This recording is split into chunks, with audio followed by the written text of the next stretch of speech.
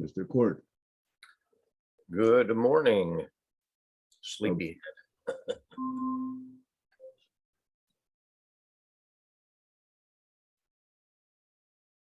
don't know if you saw it, but Stacy said she's going to walk the dog, so she might be a bit late if she doesn't get cell service on her phone.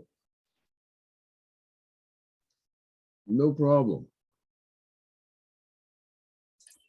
We shall survive in the interim.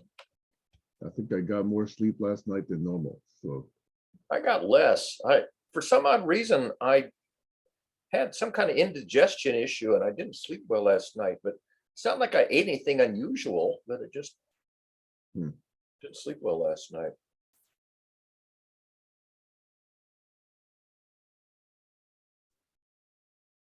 any particularly new stressors? Not really. I mean, we played D&D last night and it was just a pretty routine session. And I didn't overeat. I mean, sometimes on D&D nights, I eat too much junk food, but I didn't last night. Didn't overeat in any way, and yet. That's it, Barry. Insufficient supply of junk food. You need more. Yeah, right. Well, I mean, I learned over time that if I eat too much junk food on game night, that I really do have trouble sleeping. And I learned to regulate how much food I would eat, and also how late in the night I would eat it. I did have a couple of chocolate chip cookies fairly late, around, I don't know, must have been around 10 o'clock, but only 2. So that seemed to be sufficient reason to expect, unless they had just way too much sugar in them. That's a possibility. Isn't the very definition of chocolate chip cookie that they have too much sugar in them? Well, and these are not store-bought. These were homemade by the guy who always sort of overdoes the the sweets. Maybe he didn't have too much sweets in it. Here's Cool. only 2. So how many people normally attend the D&D? It used to be around the physical table. It used to be around 6, 7 sometimes, but lately we've got people zooming in. So plus we have people who don't even live locally anymore. So last night I think there were 3 remote and 5 locally. Yeah, my daughter used to do that, and she really enjoyed it. Do you be dungeon master, or do you just play? No, I started playing the game with a group that started at MIT when they're in grad school, and so they really were into the game way back in the 1980s.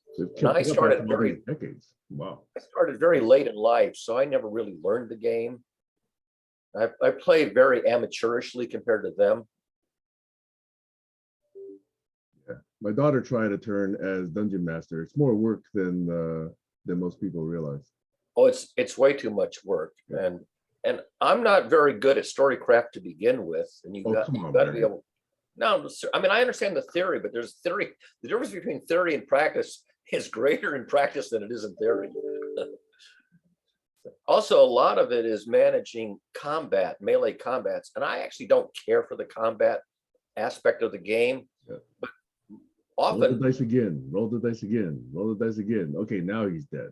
Okay. And also the details of the rules, because the rules are very specific around combat, but they're also very contentious, and people don't agree on tiny details. So I tend to zone out during the combat portions of the game, which is often most of the night. Yeah. Yep.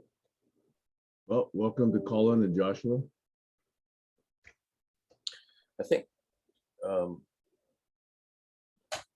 who else said they were coming?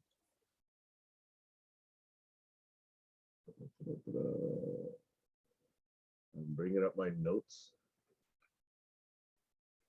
I expect Kayla will be here because There's Kayla. she's on, yeah, because I knew she was online.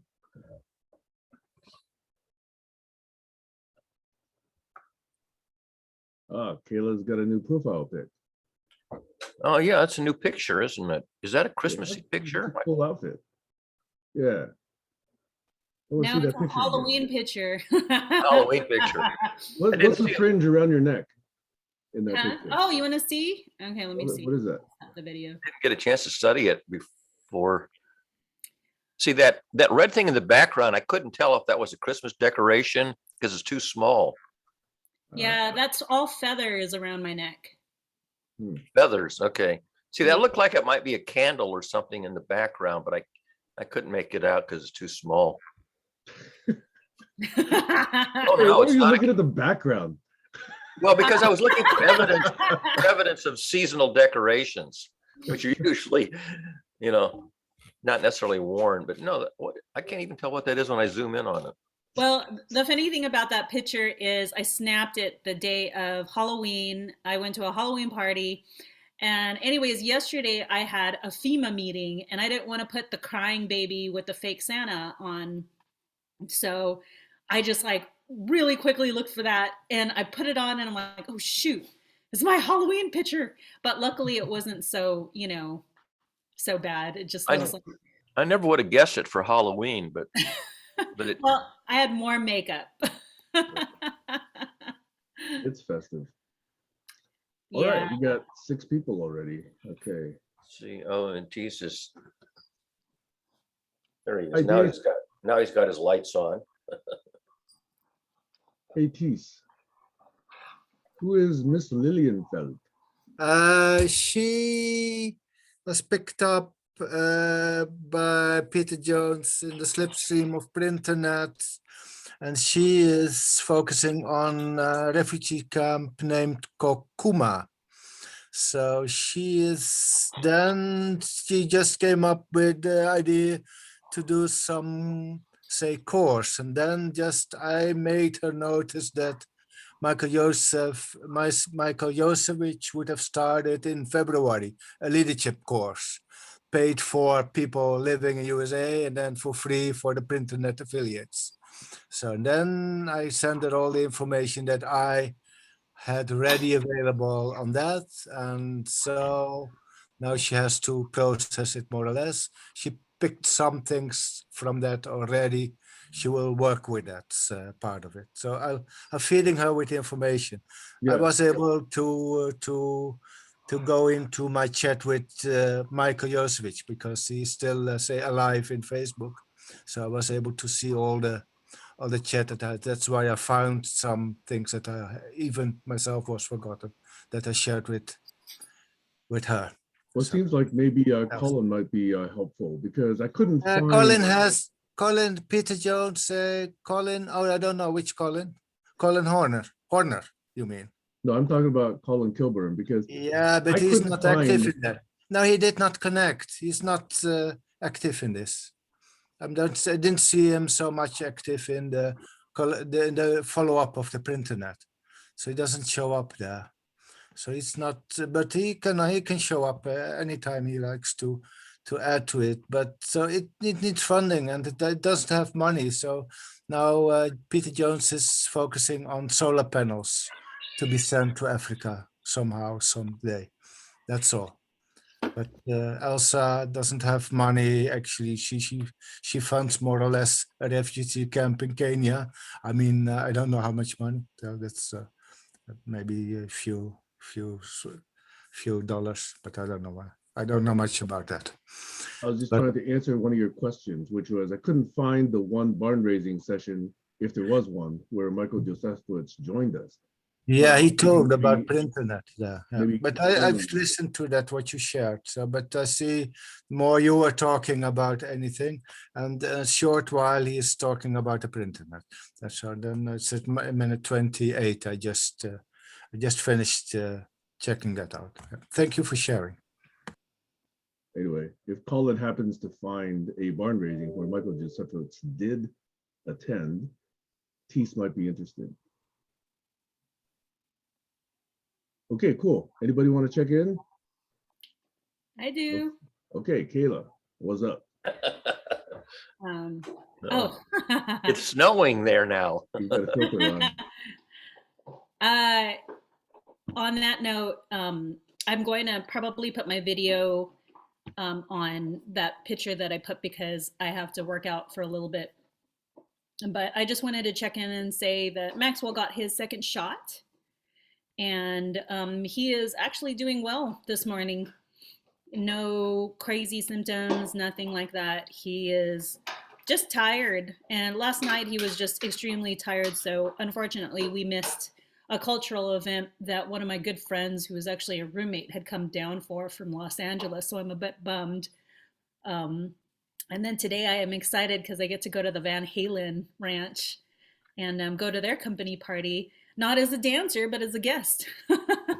So that'll be very fun and interesting. And I know you guys know who Eddie Van Halen is, but all of my other friends are like, who? So Who? it's exciting. But yeah, other than that, just having a good time. Super. Excellent. And I will see Barry tomorrow. And by the way, we're having another session with Maxwell, hopefully getting his best friend in it. And we decided, well, Maxwell decided to do color as a topic. For instance, why are boys associated with the color blue, girls associated with the color pink? And just an FYI, Maxwell does enjoy pink, as does some of his his friends who are boys. We're also going to discuss in terms of race. Why is brown considered bad or dirty or anything interesting like that? So that should be fun. And then he's going to ask about, just color associations. How come red, for instance, is impending danger or the stoplight, but then red is also Christmas. So that should be interesting. Cool. All And right. I am complete. The Anyone else? sociology of color, not so much the science of color, but there is some science in there. Yeah, if you could add that, I think that would be great. Yeah, there is a bit of science in it. Because I am very centered around sociology and not so much around science, as you can see. But it would be really nice to be able to, educate us on some science around things like that. All right. Anyone else?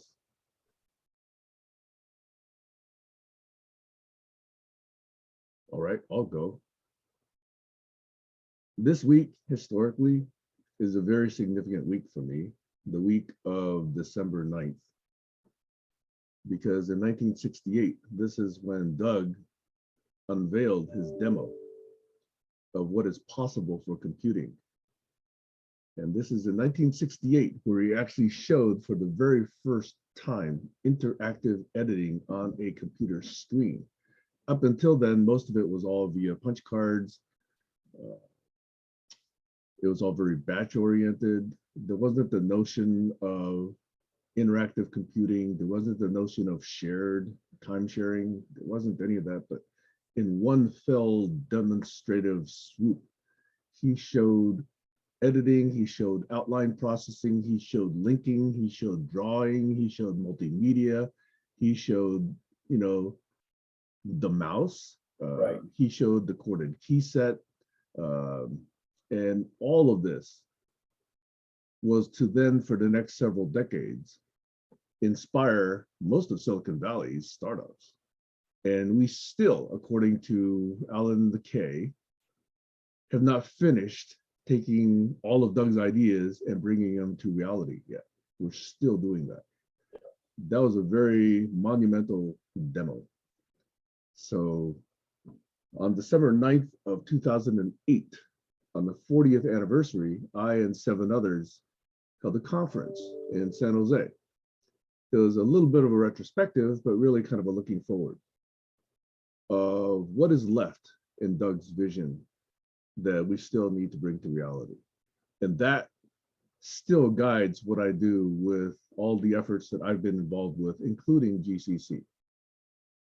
So I just wanted to take a moment here to remember Doug Engelbart and his team and that demo, and just really reflect on how much has actually happened, but also how sadly little we've actually appreciated those ideas, because there's still quite a bit there.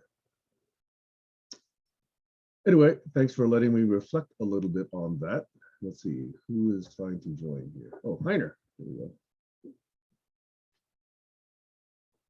So by the way, this past week, around the 9th, I did post a recording that was held in July of 2013.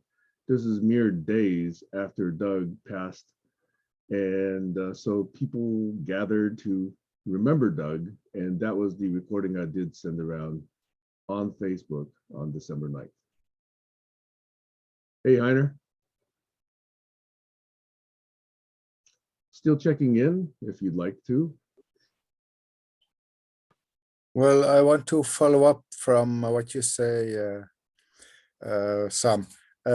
When will you have a meeting for seeing what is left for Doc Engelbart? You're having soon again to see what's still up the shelves that has not been consumed yet, or say put into action. Okay. Will this be happen again, or will you organize something like that? Because you are the how you call it, space holder for Doc Engelbart, more Okay, or I'll less. briefly answer that question. I'll briefly answer it. Not only did we do this conference in 2008, we also did another one in 2010. We did one in 2013. We also did one in 2015. However, in 2016, I moved here and then was in the middle of this divorce that unfortunately has dragged on this long time. So I've not to now been in a position to reconvene another conference. However, now that I've got the home, I've kind of settled down, the divorce is settled, you know, my kids are all grown up and they're all in college or, you know, beyond college now. I'm actually, as of this past week, reflecting, maybe next year I will resume these Program for the Future conferences. These conferences are called Program for the Future. Not my name, it was actually one of our partners, my partners, that named this series of conferences. So these conferences introduce things like what is the coevolution model about tools and human practices? What is the ABC model of what people do, what managers do, quote unquote, you know, how people learn, okay? And then we introduce a lot of other models in some of these other conferences. And the whole point is what is left to do. So I keep saying Doug is recognized a lot for technology, but he appreciated the human aspects, and those are almost entirely unrecognized by everyone who actually knows the name Doug Engelbart. So that's why I, even though I'm a technologist by trade and during my day gig, have decided to focus entirely on the human system side to basically make sure that both are evolved, because there's plenty of people evolving technology, but not enough that actually want to evolve the coevolution model. And that's why I've decided to focus on collaborology. You know, why successful scalable collaboration doesn't seem to scale. And why is it that we don't really understand collective intelligence? And that's why I'm doing these conversations. I'm really trying to understand how focus plays a role, how agreements play a role, how triggers play roles, how compensation, you know, fucks it all up, how recognition fucks it all up, how people have smart people problems. That is the entire basis for all of these things that I've introduced. So starting next year, I'll probably pick one or two of those things, again, around December 9th, and either have a virtual conference or actually have a real conference. All of these physical conferences were being held in the Bay Area. So it used to be at the Tech Museum in San Jose. We've also had it at Google. We've also had it at a VC facility in Palo Alto. So we've had it at a very different number of different, Gordon Moore Foundation, by the way. That was the Gordon Moore Foundation in Palo Alto. And 2013, what was 2013? Two of them were at Tech Museum. 2013 was at Gordon Moore Foundation. No, that was 2015. And 2013 was at Google. Thanks to sponsors from there. So anyway, thanks for asking that question, Tees. So now that I'm kind of trying to put my life together again, I think I'll be able to devote some more time to doing that. And I'll definitely be drawing on experience here in GCC. And again, a commitment I made to Doug, just one last note is, I told Doug that his vision would always drive what I do in my spare cycles. And I made that commitment And I'm still unwavering in that commitment. That's all what I'm doing these days. Over. So I think Doug was like Bucky, a trim tab. And he was very influential for me, and count me in next year and I will remember it. I'm a little bit, again, out of breath because we have one event in half an hour upstairs and they misuse me as cameraman when I want to be a videographer. And we have the Salon Noir at the Kudam at 8. So I'm really tough with time. But I just wanted to say that I was thankful that Barry and I think someone else was there, but I don't see this person presently in the Kayla was there a little time, that Stacey. I really enjoyed my little party, which was hybrid. And we had a Oh, I lot missed that. of beer, another 4 hours after the video stuff. And I tried, well, I failed utterly. I tried to convince everybody I'm 17, but it didn't work out. They proved me wrong. And I just want to add that I will listen a little bit to you and want to go back to what Sam asked me. If I record it and if I make it available. And this is a very hard question for me. And I think I will make it available behind a password because it's personal and it's not to be used by hits per certain words.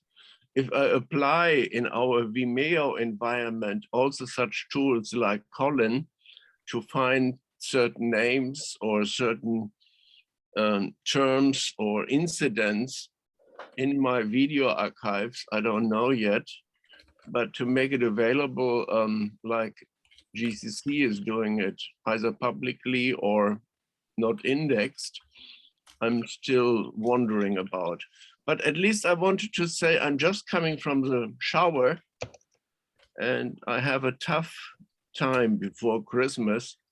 So let's try to come to a smaller step, hopefully towards Christmas and after that. Over. Thanks, Heiner. I have two things on my mind, unless other people have some check-ins.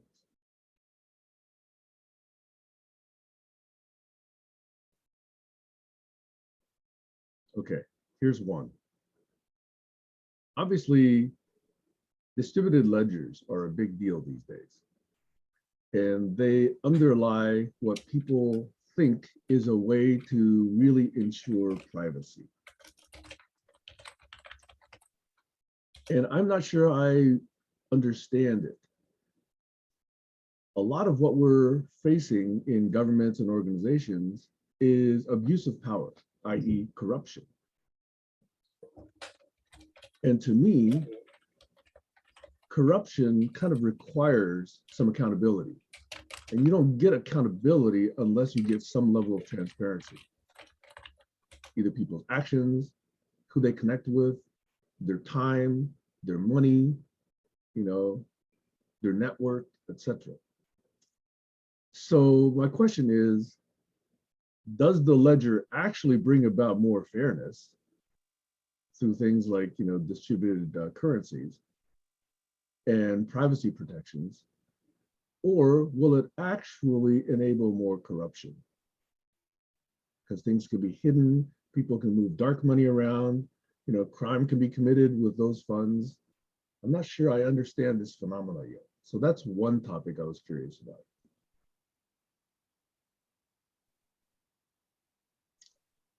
The other topic I'm curious about is all of these anti-vaxxers have, to me, not presented valid positions up until I reconnected with a friend of mine who strongly believes in not taking the vaccine. And she pointed me to a statistician at the University of Ghent. And I haven't yet studied this person's work yet, so I actually don't know what his thesis is. but that's the first really detailed work that someone has actually pointed to me to, that I have to go study and see if the data actually supports the position that they're holding. So I was wondering whether anyone else had found in their conversations with, let's say, COVID deniers or vaccine deniers or anti-vaxxers, cogent arguments, cogent positions that made one take a pause and say, this person has a point. Can you give the name and the institution where he is? No. Yes, I will go find that text right now. But anyway, those are the two topics I thought I'd bring. There's a number of other things still on the backlog, but these two are the ones that are on my mind most right now. I will go silent as I go look for this text.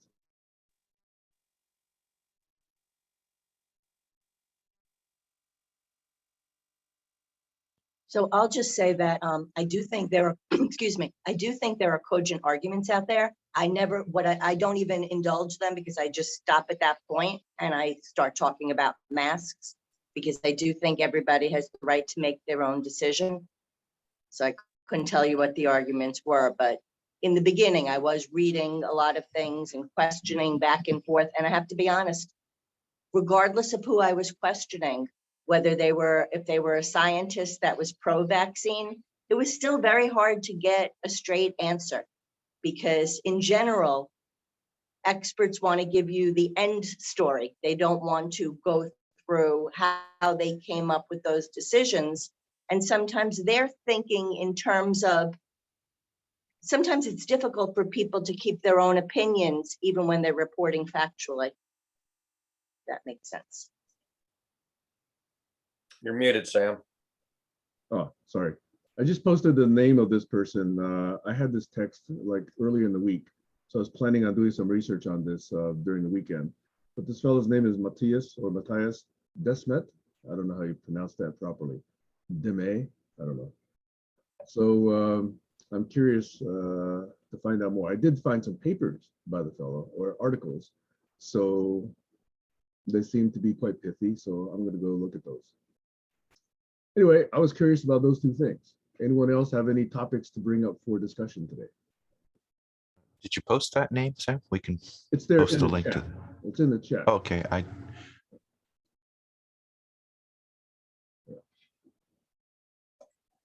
Yeah, I thought, I always have so many topics. Sorry. Go ahead, Stacey. No, go ahead, Stacey. Before I get here, like during the week, I always have so many topics and then I get here and I can't remember, but you posted something, Sam. Yep. It wasn't so much about the post, it was about the tweets that followed. So I think the post was some woman. But in the tweets that followed, I found it very interesting what was being said around the topic of trust, because people were giving advice. One bit of advice is, if you know something, don't tell anyone. They'll use it against you. It was things like that, which I certainly understand the sentiment behind it. And with certain individuals, that would be really good advice. But I just thought it was really sad because it goes against how we're going to move forward in a positive manner. Yeah. So I just thought that was interesting, because a lot of people, they say they want to trust, but are they trustworthy? What does being trustworthy mean? What does trust mean? But the one thing that most people agree upon is that trust is something that we need. So that was one topic. Well, forgive me, Heiner, but this also seems to like overlap your concern about whether or not that video could be abused.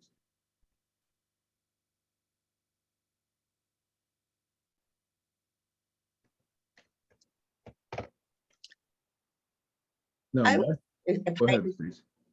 Okay. I'm sorry, I'm going back and forth because I can't see what's going on with everybody, so I don't know when I'm interrupting. I was on a call with somebody, a recorded call, and it was very interesting because they mentioned how they were very aware that we were being recorded. And this was a very honest person, and they weren't saying anything that was wrong, whatever wrong would be, but they were very aware that one day down the road, this could show up and be used and twisted.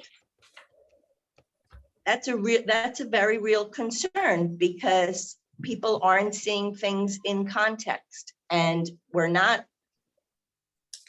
at the way we are right now. We think we know exactly why somebody said something, what they were thinking, we're adamant about it, and we're not very forgiving. I don't assume that at all. You don't what? I don't assume that I know that at all. Right. And when we're at our best selves, we catch ourselves and we don't do that. But society in general sometimes defaults to that. And that's not assigning blame. I mean, it's a natural thing. I mean, we learn and we accumulate knowledge, and it helps us inform our decisions. And sometimes we just get caught and don't realize that we're a little biased. We're all biased, yes. Do most people not, in general, try to be at their best always? But are they, is the question. Well, try is. Am I too naive here? Say what? Am I too naive to think that most people try to be at their best? Try is the Yes. interesting word, because try doesn't mean succeed. I think the question is, how much do you notice other people not being at their best, maybe? How do you know what the best is? Yeah, well, that's a really, really good question. Some people don't even think about it. I mean, Sam, I used to be like you. I used to think that everybody wanted to do better. And then finally I was in a conversation where they basically told me no. They really didn't care. And I believed it. And however it is they got that way, whether they've had, such tough, hard luck experiences in their life that they shut down, I'm not speaking to that, but it is what it is. And no, not everybody is working to be a better person, or even agrees on what that would mean. I think you got to frame it in context first, because you could go over a whole bunch of things and I might say things that you might take me as not being my better person, but I'm just not interested. Like, do I have to be interested in everything? Right. So maybe that could be part of it. Just a group standing around. I don't care about that. But you hit the thing they do care about. And you're going to find somebody striving for perfection, perhaps in that area. But I think that's the point. We can't be perfect at everything and be interested in everything. And how do we maybe say that in ways that doesn't offend another person? Could be a good point to, Well, how do we speak better? I haven't used the word perfect. I've used. Yeah, no, well, I'm using perfect as a kind of Platonian ideal. Those are the misunderstandings that could mislead us. For sure. But I think we could strive for better in some things. And it could be like just resource dependent, and just by filtering through, maybe I'd like to have 20 hobbies, but I can only afford 5. So when I'm talking about the other ones, it's all sour grapes, it can be sour grapes a bit. Who knows, right? Who knows? Improvement That's the is thing, always context. improvement is always possible, but it may not be cost effective. So the question About is, the effort that you have to expend to get an increment of improvement just may not be worth it. does wanting Or to be enjoyable. better, does wanting to learn, does wanting to be at one's best, is that privilege? Is that what? No, Privilege. no. Privilege? I think that's instinct. Hopefully. It isn't, but I hope it is. I think you have to be taught that. I think you have to be taught that, but it's easy to learn once you get a hang of it. I hope. It's the hope. Not easy to maintain. I think you're born with that. So I think it is instinct, but I think that life can turn you away from that. Yeah. When you learn that it isn't worth it to get that gain, the increment of improvement, then you discard the desire, because then you're just suffering for no good reasons. Yeah. Well, okay, that's good enough. I am sufficient. It So suffices. So you got it all. You got nature, nurture, then you've got your resources, and then you got your, I guess, individualistic desires. like, we couldn't all hold a torch for everybody, but I really like the way Sam digs into the ideals of Doug Engelbart, right? He mentioned that. And I'm curious how Stacy said that she's been putting time into hearing the bias.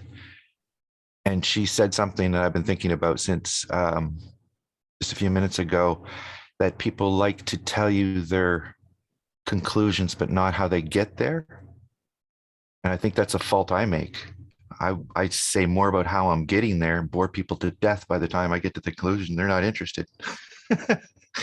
So, there's a certain balance to be had in how you explain things and navigating different people's aptitude to listen.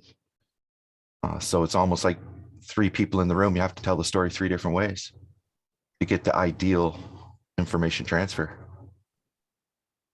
And iteratively too, we know that. So even just transferring knowledge is expensive to do it right. Anyway, that's all I'd say about that.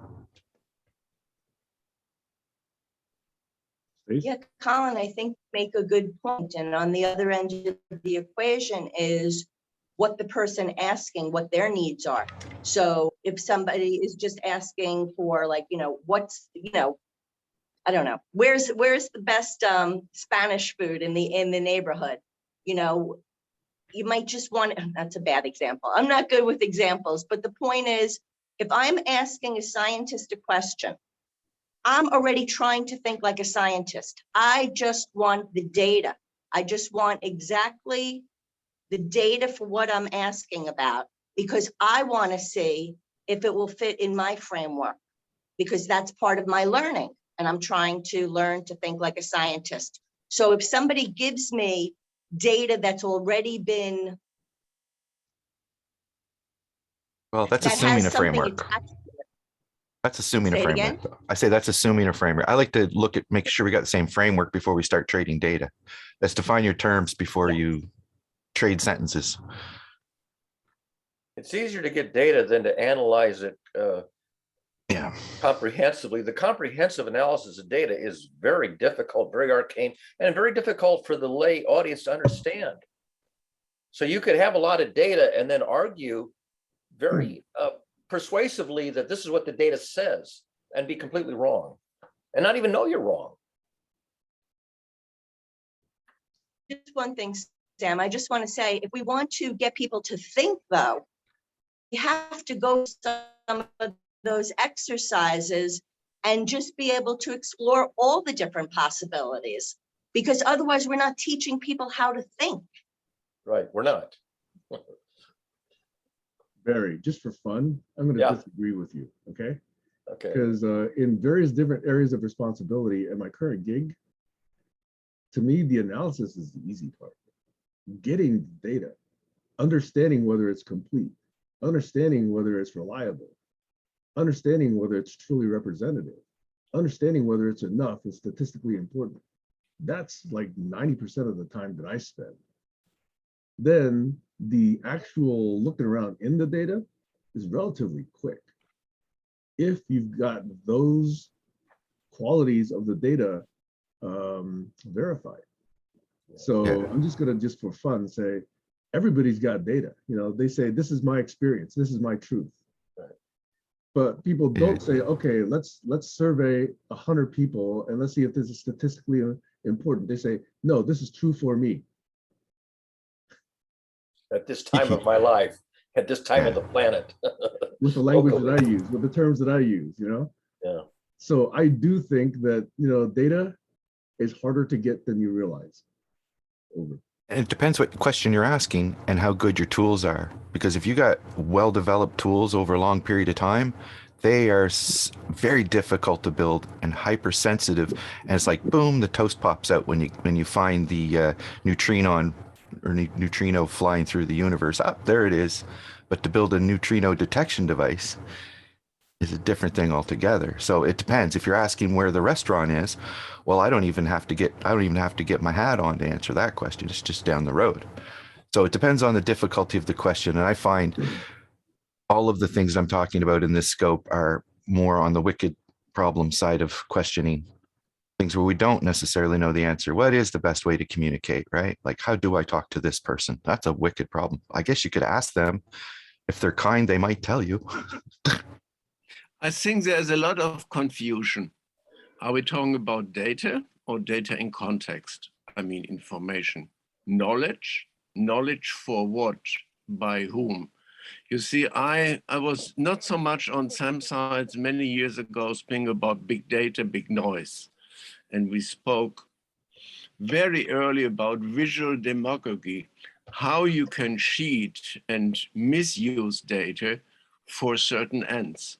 So when we are discussing here data, we should really see, like Barry is doing often, are you planning a data collection scheme, or are you in the middle of noise and trying to get some orientation and understanding? So I find it very important to really look into the intentions and the demagogy. That's why we spoke about not only infographics, but visual demagogy. It is much easier than with statistics to cheat with multisensorial, visual, and whatever information, because there's always a hidden dimension to a bias. Witness the way world maps get printed. Hidden dimension to bias. Never heard those words used before. Yeah, it's real easy though to, I mean, take a couple of politicians who have access to the same public data and propose completely contradictory measures to handle a situation. Now they're doing some kind of calculus, but they're clearly getting different answers and competing answers. So my observation is that understanding what the data is telling us and computing ethical best practices, that's really hard. And even the person who is best at computing ethical best practices is probably the one who's least listened to.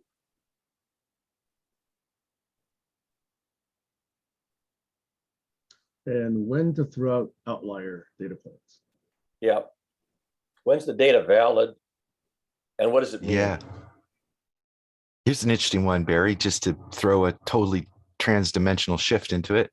When you're speaking about deities, they like to throw out the outliers where I like to bring them in and they say, oh, that doesn't count. That's just an outlier. Like, you know what I'm saying? Like different topics, different people will throw and consider outliers valuable or not. Now in science, you also throw them out as well a lot of times, but how do you determine an outlier? It's really interesting. Deities are just a surrogate for values, because basically a deity is a sort of a storybook or comic book character who represents a particular value in this whole complex spectrum of possible values. And people have different, people say, oh, this is the more important value, this is what we should optimize, and others say, no, this is the more important value. So as soon as you have disagreement on what values are the ones that you want to focus on, then even if your calculus is correct, you're optimizing a different value than the other person. And also, I think it's kind of like a way to see into the box of how, different biases, because if you take the example, for example, people and gender, they say, well, there's only two genders, male and female, and that's the way God made it, blah, blah, blah. And they're all staunch in that opinion. And then you bring up the outlier of intersex people. Well, what's this? Right? Oh, God didn't make these people. So what I'm saying is it just kind of breaks their framework mold. And since they're kind of making it up as they go anyway, it's interesting to watch how they fill those gaps and refill those gaps with more interpretation. And it's a very interesting sociological exercise to find people who I would consider honest and just say, well, I don't know. How should I know the mind of God? Like what you're saying, Barry. I find you very honest in the way you speak about these things. Where other people, they put their emotion into it and they're telling me I'm wrong. You know what I mean? Just funny. How do you know the ethical best practice?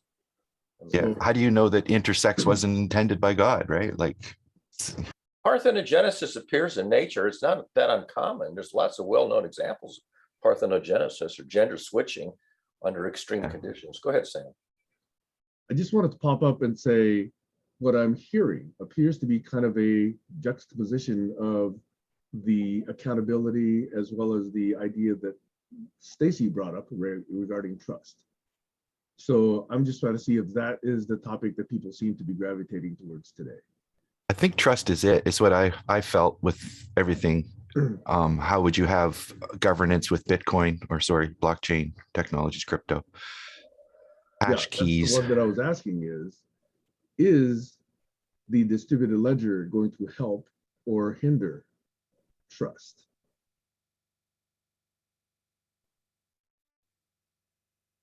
I'm not looking for Well, the outlier would stay. The outlier would stay, right? If there was an outlier on the blockchain, it would stay. It wouldn't be discarded because it's valid. There forever if it was recorded at all. So it would be atypical, but still natural and valid. Right. So one idea I was wondering about is perhaps we can get complete transparency eventually. This is eventual transparency if we have a distributed ledger. Because basically, you know, we could say everything's on the record, quote unquote, but not shared. And only by the proper, let's say, judicial process could one then say, okay, let's go back and find out what really happened. And that historical record then would not be fungible. It could be counted on. We could actually rely on it. So whether it's recordings of Trump or recordings of, you know, scientists or recordings of church people or recordings of pedophiles or whatever, okay? All of that eventually could find the light of day, but we don't need to immediately make that completely 100% transparent. I'm finding that that's an interesting model, and I'm wondering whether that would work. Again, you have to reckon the cost. It turns out the cost of blockchain is a lot higher than people originally imagined it was going to be. It's ruining the ecosystem. It's what? It's ruining the ecosystem. Ruining the ecosystem, yeah. So you know, they overlooked the cost of having this trustworthy ledger. It costs a lot more of energy than people initially thought it was going to cost. Yeah, hence all the other alternatives, you know, like holochain. Yeah. Holochain is not a central, though. It's multiple individuals, I think, isn't it? Multiple individual networks. Distributed. It could be, I suppose it could be one master. There could be one huge master, but I think that might stress its technology. One that I'm following is our chain. Our chain is one that seems to be, as the creator says, correct by construction, where it does not need to use any kind of virtualization of everything. It's complete, autonomous. So it might have the chance to properly scale. And I've been watching that. So without getting into the technical details, I'm still curious about this perspective between transparency and accountability in context of trustworthiness and anti-corruption. Do we need transparency? Do we want transparency? Can we ever get transparency? There's an irony in blockchain. You know what the big irony in blockchain is? It doesn't prove who Satoshi Nakamoto is. There's a big lawsuit where this guy named Wright claims that this legal case proves that he was the guy who was using the pseudonym. It's a $58 billion lawsuit. But in fact, the blockchain doesn't prove it. A jury basically came up with evidence to support his claim, but the blockchain doesn't prove who really he was. There's the irony right there. Not transparent. Well, I think that was Two-factor authentication. Is that what you're talking about? Josh has his hand up. I was trying to go back before we get on the blockchain Satoshi conversation. What you were saying, Sam, about is there a way to create this? And I think the two questions we've got to ask is where and when do we want to retrieve the information that we're storing from the knowledge repository? So really the questions are, how do we deal with time?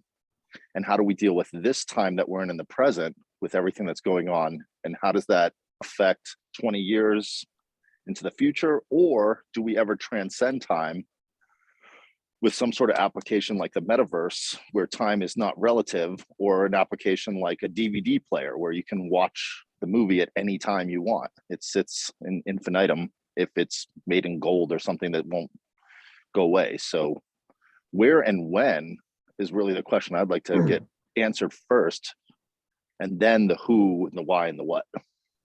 Does that make How do sense we to anybody power- else here? Totally. And I think one of the biggest questions is how do we get the energy we're going to need for the future with the population growing? Right. From the sun. We're going to get it from the sun. We know that. Yeah. Well, before we I answer think that you're right question, about that. with the energy, like where and when do we need this? And what is the this that we're talking about? When you say We need it Sam, soon after I'll try to soon answer after the that. sun gives it I'll to be us. quiet and let you We've got a listen. lot of voices popping up now. So Yeah, it'd be it's easier interesting. to Sorry. actually indicate your hand is raised. I'll try and answer your question though, Josh. Yeah, and I apologize. It's 36 degrees where I'm at, so my hands are a little cold and I'm on an iPhone. So I'm trying to get to the mic, so I'm a little slow. It's actually 37 degrees here last night. So anyway, I'll answer the question in this way.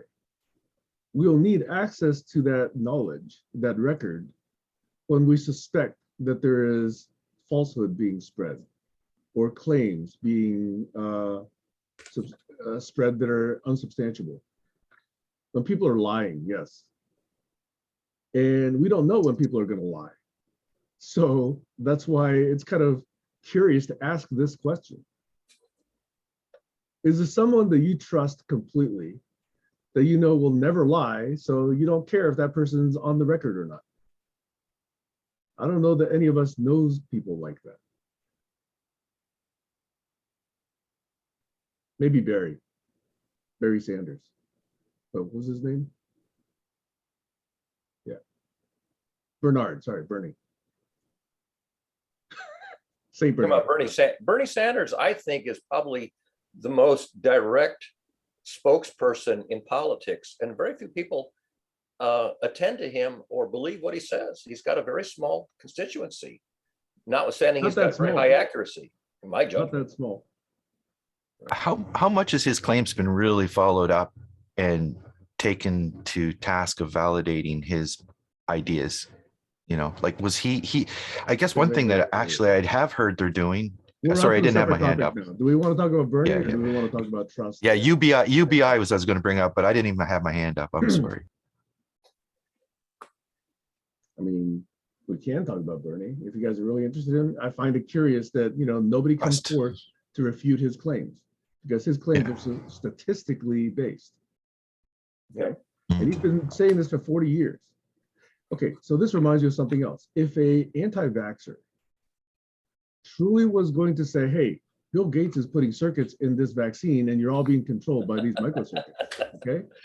Then they've had at least, I don't know, 10 billion vaccine samples now that they could have analyzed to actually try and find those circuits? Or are they just not bright enough to go do that and verify their own claims? So there's enough potentially gatherable data about circuitry in vaccines that claim is one that I'll either say, hey, either show me that or just shut the bleep up. It's not like the data is hard to get. Okay.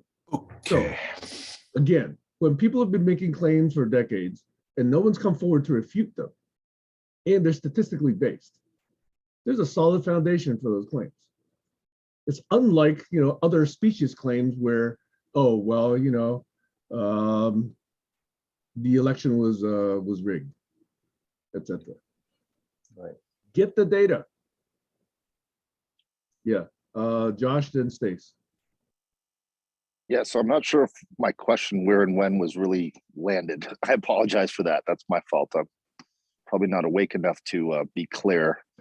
But what I'm trying to ask is, let's use an example of if your digital information is on a server and you're recording every conversation you've ever had, what happens 200, 300, 400 years into the future with all of these conversations that are there? When do you access what was recorded in the present time? And how do you access that? How do you And find it? why and with who? In other words, is anyone here able to do a thought experiment where we step outside of time and all time is recorded?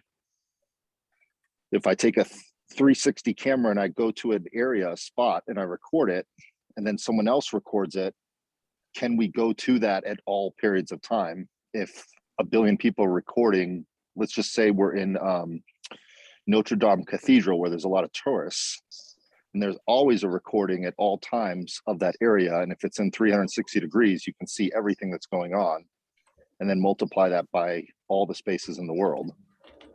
Have we thought about that sort of implication for this application that you're talking about, Sam, of recording everything? Yes, I would say the answer is yes. Many people have thought about it. And most Maybe of you the could people who actually, extrapolate. well, a lot of people who thought about this, some of the earliest ones were science fiction writers 30, 40, 50 years ago, who created books about totalitarian societies where everybody was being monitored. Now we've got China. China's looking at faces of people walking down the street and grading them for their, social behavior. So I think the answer, I still tried, based on your second expression of the question, I thought I answered your question directly in my response to you. And I still think we don't know, because when are lies going to be told? When do we need to go back to verify a lie or that someone actually said something? And you can't really predict, because you can't predict when people are going to lie, really, or I can't. And if you really want to go dig for the truth, that's when having the record is necessary. Over. I think it was Stacy and then Barry. Yeah, I'm going to pass because my comment was about what you were talking about before. So I'll wait until that comes up again. Mr. Court. Yeah, it's kind of obscure, but there's a notion in the philosophical literature that you can look up. It goes by the name of Laplace's demon. Laplace was a famous mathematician, I think maybe 17th or 18th century. And he didn't name Laplace's demon, but it got named after him. It's an imaginary system that has a perfect record of everything that has happened, and also the ability to calculate going forward what's likely to happen or what will happen based on this complete comprehensive database. And then the philosophical question is, what can you do with Laplace's demon? And one of the interesting things is you can't ask it a question to make a prediction, because, for example, suppose I know for a fact what Sam is going to have for breakfast tomorrow. And Sam says, okay, predict what I'm going to have. And I tell him, he can now falsify that. He can now intentionally choose to falsify my prediction. Tell me I'm going to have prime rib. So the point, and this is a philosophical issue, that an omniscient being cannot disclose a prediction without having some, troll turn around and falsify it. So this is one of the things that turns up with this notion of omniscience, and whether it's even theoretically possible, or whether an omniscient being has to be mute. It's a very interesting analytical, philosophical issue, and it has some, it has some presence in the literature, but it's not the kind of thing that people other than a few, dyed-in-the-wool philosophers. This is pre-quantum, by the way. Oh, absolutely. Yeah. I mean, it goes back to Laplace, who, is sort of known for, doing some calculations with some mathematics, which sort of had to do with making predictions which can't be falsified, which you have no choice but to fulfill the prophecy. And of course, we have all these stories about prophecies, and then the hero somehow falsifies the prophecy, does something innovative that makes the prophecy not come true. Any students of Nostradamus? Nostradamus? Nostradamus. Nostradamus, yeah. Falsify his predictions. Alex has his hand up. Yeah, I would check in by saying that there's a price we pay for our privacy, and there's a price we pay for rendering our privacy obsolete by being totally open, 100% open. And I got tempted to go and look at a lot of porn. I like looking at naked women, and somebody found those pictures and links on my website, on my web server, the history of your browser, and tried to bribe me with that information. So when people are allowed to go through your files, you get that trust thing happening where can you trust this person to keep your privacy in mind or not? If you can't, then you should have better security, or just don't visit sites that are going to get you in trouble. Avoid, if you're a criminal on the internet, you'll get caught eventually with this new technology that's coming. It's AI algorithms that are able to dig out stuff that other programs can't dig out and human beings are not capable of doing manually. So that's my issue with it. But otherwise, I think it's all good. You know, there's a lot of good coming from the technology that's serving humanity, or is able to serve humanity better and help us protect the environment and protect the rights of the human beings who live in that environment. This is what's important to me. You know, children growing up want a future. They want to be hopeful of having something better to look forward to on the horizon, not a dystopian disaster approaching. So that's why I work on Links Plus a lot. I spend a lot of time on Links Plus. Alpha. Alex, your position on that makes me trust you even more.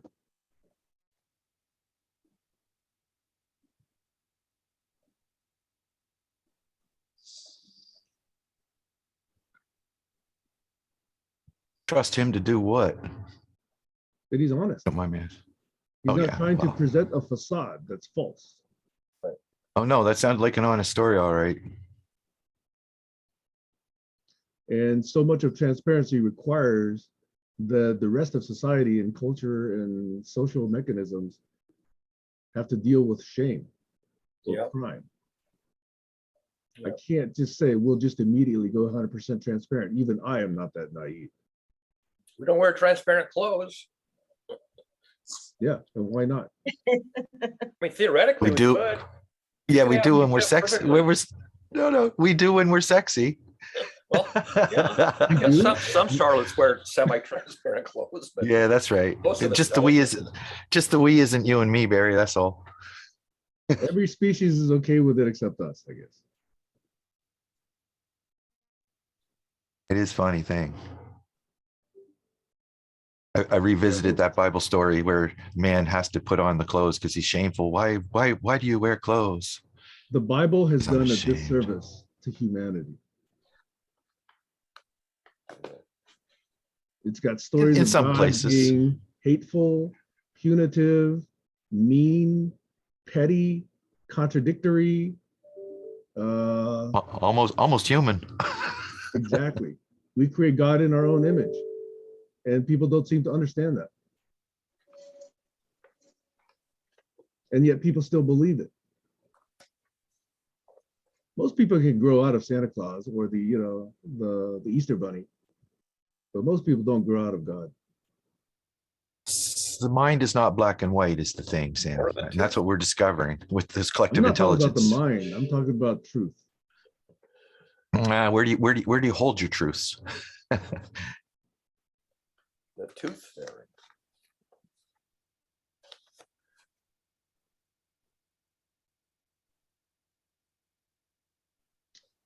Is that a rhetorical question?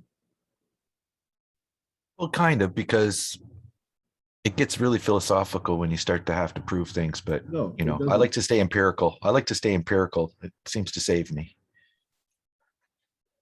for the most part. Look, because of this, I'm really leaning into the Bible. I actually, with a friend of mine named Ken Leong on Facebook, he's got a Facebook group called, I think, the Bible for Critical Thinkers or something like that. And I'm finding it very, very fascinating because he's very anti-Paul. Hey, Matthew. Maxwell. Sorry. See, I'm already too old. I know. What did you call Bernie? Very. Maximilian. See, talk about me. I'm not woken up yet, okay? Got too much sleep last night. Maxwell got a haircut.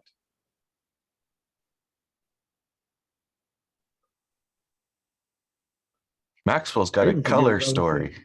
What the heck was that? I hear Maxwell's going to be talking about colors. Is that right?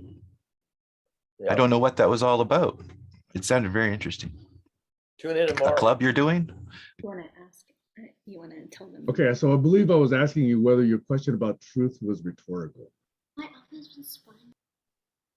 I think Maxwell wants to say something, and then we can talk about philosophy if he wants to. No, he says no. Okay, yeah, it is rhetorical, but like when you hold your truths, you do hold them as a collective intelligence in books and academia, but it's still the most that our minds can push, like the boundaries of what is true. So if you're talking about truth as in I have a mother, then I kind of know that. But when you're talking about less empirical things, and you start to get into, metaphysics, it starts to get really weird. And that's where the realm of the Bible is. So is it really Not that snowing weird to me. in Kayla's kitchen, or is that just an illusion? Is that a misconception, or is that for real? The interpretations, Sam, it's the interpretations of what's true gets weird. Not that weird to me. See, it's way Yeah, simpler than people make it. Yeah, well, you and me, we're reasonable. That's what we think. Okay, so Barry asked if that's real in Kayla's background. What I propose is that we say maybe yes, maybe no. If no, then. If yes, then. And follow that down before we make decisions, because sometimes the truth or the part that is necessary to move forward in cooperation and collaboration will probably work out either way. And instead of getting stuck on that one point, let's see if there's a way to move forward. Let me go back to what you were talking about with the Bible story.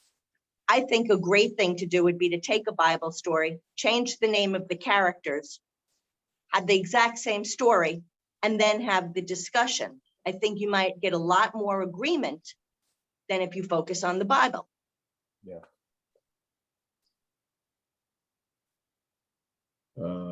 Alex and Kayla? I was reading a story about how the religion evolved, and the Bible was a result of one of those religions. And it was a story about children in the village being noisy at night, attracting animals. Way back in the day, before we had rifles, we only had clubs and bows and arrows. And these kids were told that in the camp, around the campfire, they asked questions, and the question most often asked by kids was, what happens when you die? Because they see people die, they see animals attacked and things like that, and war between tribes. And the parents would tell them at night that if they were good, if they lived a good life and were quiet when they were told to be quiet, shut up when they were told to shut up, they'd go to heaven. But if they were naughty, they'd go to hell. The terrible thing would happen after they died. And that's how kids grew up learning what would happen after you die. You either go to heaven or hell. That happened before religion came along. Religion has taken that idea. Children who grew up with that idea in their minds are the same people who started writing the scriptures about their vision of heaven and their vision of what was there after you died, the afterlife. So religion's evolved like that, and so has a lot of other philosophies, Eastern philosophies, and especially the Hindu philosophy. The Sanskrit stories, the very earliest Sanskrit stories have been translated. They look like children's stories with incredible monsters and strange things going on. It's almost like a type of voodoo, or just a fantasy. It's a children's fantasy, bedtime stories. And they were quite incredible and enjoyable to read. But the thing is that it all comes from mankind's inner consciousness, our deeper, subtle, subconscious cognitive biases against having nothing, the truth, where nothing happens when you die. You just finish, you're finished. You've had your life and it's over. Or there's a belief. You can hold a belief if you want to, that there's something more than that. So it's just a personal choice. It's your free will to decide. And, you know, I look on the bright side of life. I try to keep that thought uppermost in my consciousness that there is more to the picture than meets the eye. And there may be some truth to this creation story that we'll never know. Religion's not going to teach us. You know, the story in the Bible about the wicked, the drunkards, and if your children, it says, if your children grow up to be vagabonds and drunkards, take them to the gates of the city and the elders will stone them to death. Well, you don't kill drunkards, you fix them. You know, Carl Jung discovered with the help of the Oxford group, or the vice versa, the Oxford group discovered with the help of Carl Jung, that you can fix alcoholics. It's a disease. Addiction's not a evil thing. It's a health issue. Anyway, psychologically. So I saw Sam with his hand up, so I'll finish there. Thank you. Thanks, Alex. Kayla.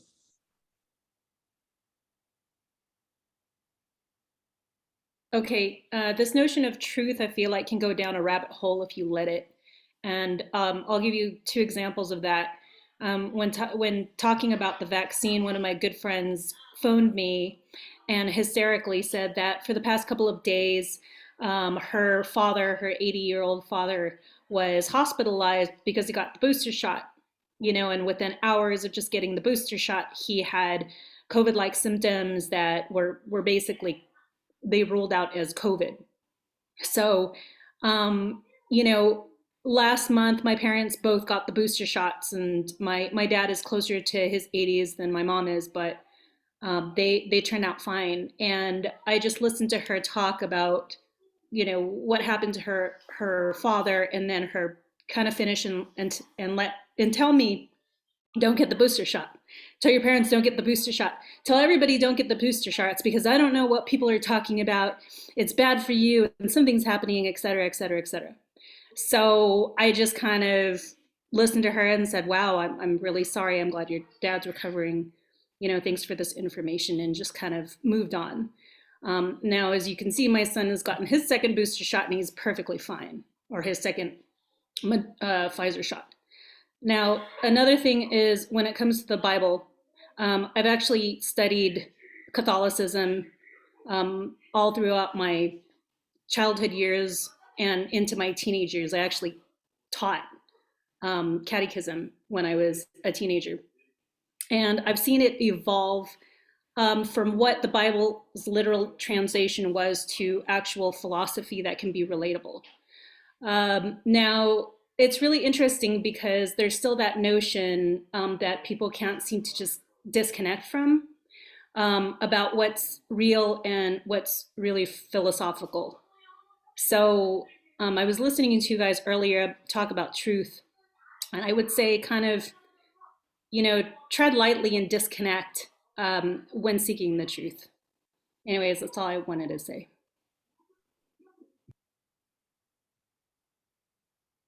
Yeah, thanks for sharing. Yeah. So Stacey, you want to go first? Yeah, just real quick. I think it was Henry Ford that said, whether you think you can or you can't, you're right.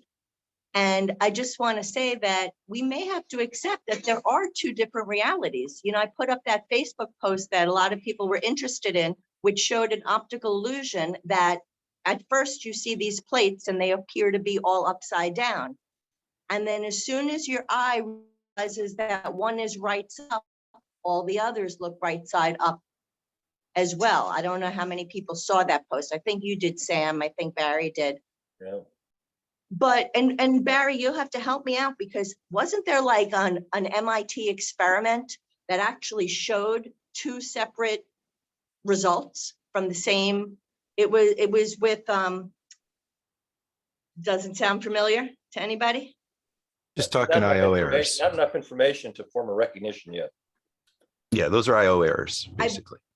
I believe they shot points of light through something. I will look it up. But the point is, the same way in that post, the plates could appear both ways, and both are kind of right. So going back, go ahead, Barry. Yeah, and when I looked at that, the question that came to my mind is, where's the sun? Where's the source of light? If the sun is over here, the plates look one way. If you believe the sun is over here, then you see the plates that way. But if the sun is really over here, the source light's over here, then it's the other way around. And so the unknown is, where's the source of light in this picture? Because that's what changes what you perceive. Interesting. Okay, I think it's me, then Colin, then Josh. Okay, so I'm going to say that's a very good example, but it's also a perfect example in the sense that with the information you've got, both hypotheses are true, obviously, right? They can be taken, they can be substantiated. The trick is, okay, in real life, you can actually dig in, you can actually lean in, you can actually drill through, you can actually conduct more data gathering.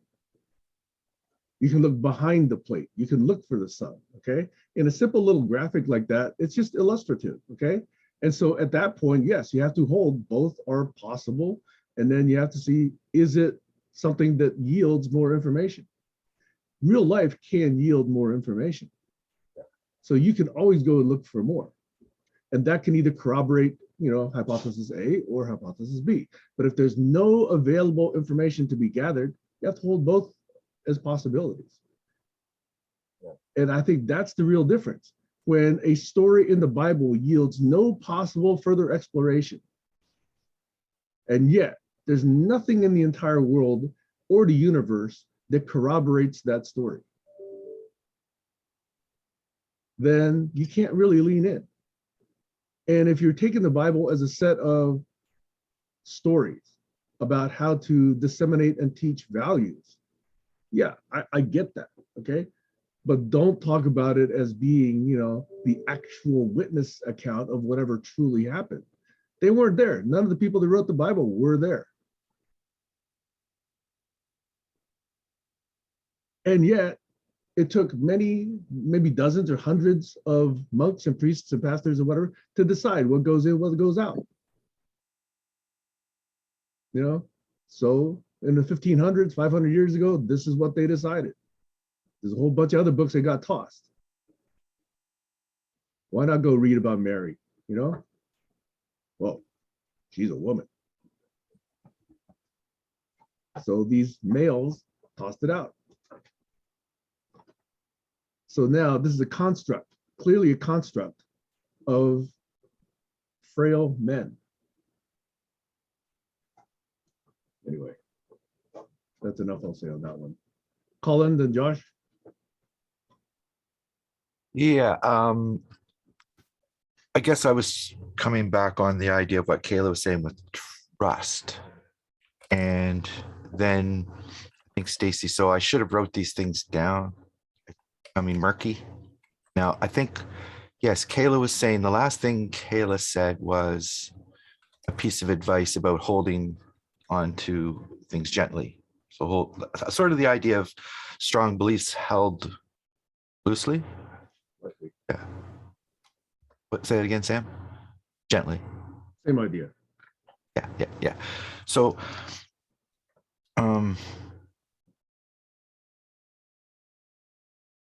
and it's surprising how people well, it's not surprising. I guess it's a thing where people have identities and they hold on to those identities very strongly. And those identities are backed up by stories. And your facts are just facts. Like, they're just facts, right? They're not going to change my story. Like, you got to come up with more than that. Like, you didn't see that, right? So that's kind of the kindergarten game that's going on. And if there's money behind it, they'll have 4 layers of lawyers and definitions and terms. So truth is what you want it to be, I guess, for people who are not completely honest with what we call the we, and the truth is whatever they want it to be when they're being completely loyal to the I and survival.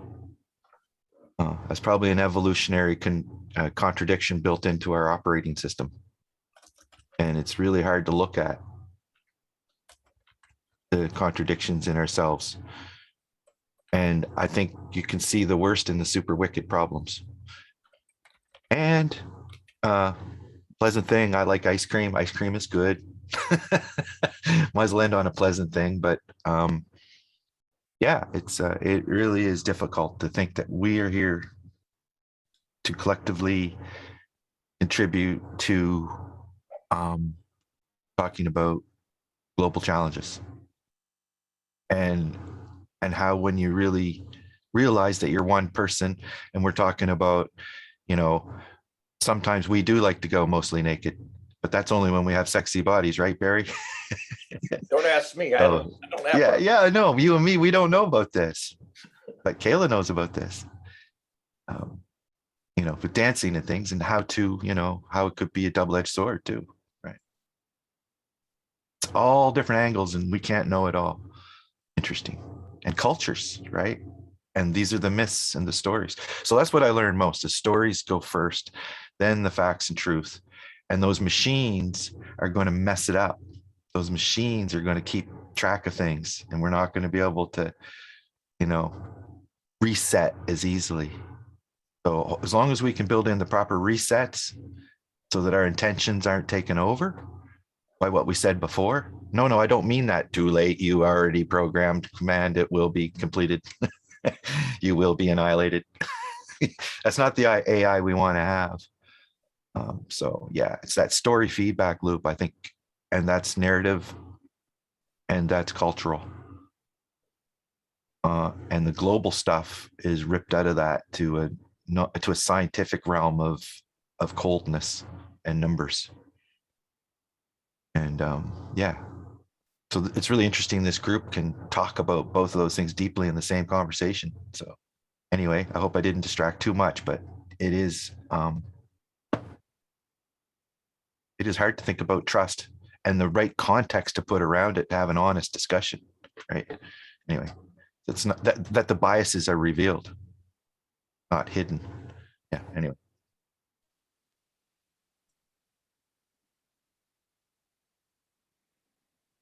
I'll And go see quick who and is then next. I think me and then Kayla and then you, Stacy. But Colin just said exactly what I wanted to say, but I was going to use an elaborate story about someone walking on the street and passing out and the camera catching it and then making up a whole narrative. So thank you, Colin, for saying what I was going to say. And go ahead, Kayla. I'm complete.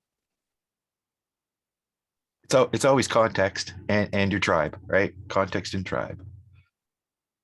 Yeah, I was just saying the sensors because there could be a poisonous gas coming out of the ground, but the narrative is there's demons killing people on the street, and the cameras catch people walking and then dying.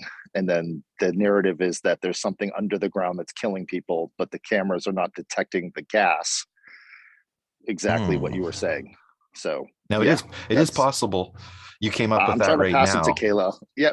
Yeah. Did you come up with that exactly right what now? You just said. Yes. Okay. I just came up with that right now. Okay. Very good, Kayla.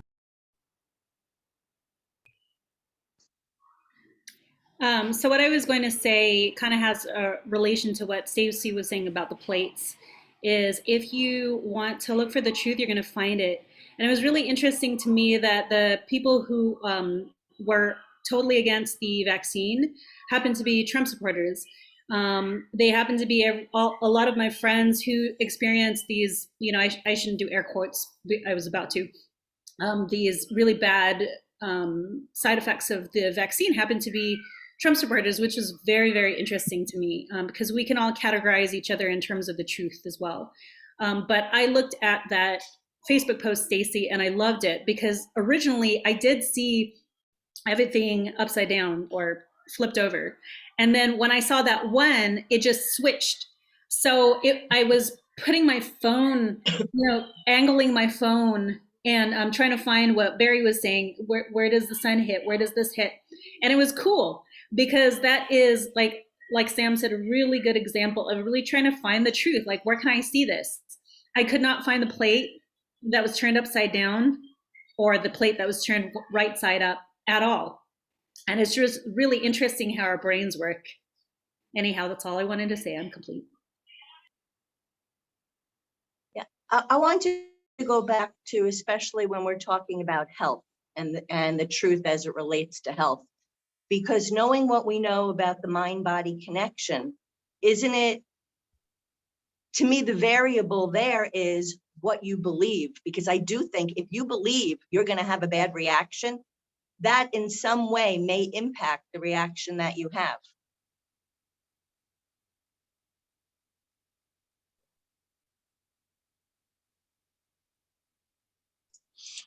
That works when you tell yourself you're going to have a good day. Today, I'm going to have a fantastic day. And I know things will get in the way and try to ruin it, but I'm going to fix them, ignore them, or get some help with that problem. But it's not going to interrupt my day. I'm going to have a fantastic day. Every day is a great day when you know that. And you're able to say it in the morning. The more often you say it in the morning, the more likely you are to have a good day. If you start off saying gloomy in the morning, thinking this is going to be a bad day, guess what happens? So I think that's one of the things, auto-suggestion plays a part. But then, of course, we can't avoid accidents happening. So what do? Take them in our stride. Over.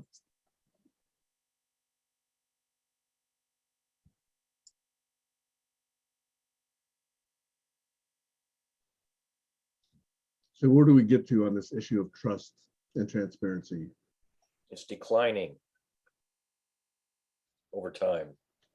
And an what will a Rabbit hole. distributed ledger do for us? Is it going to help or is it going to hurt? I think it's going to confound us.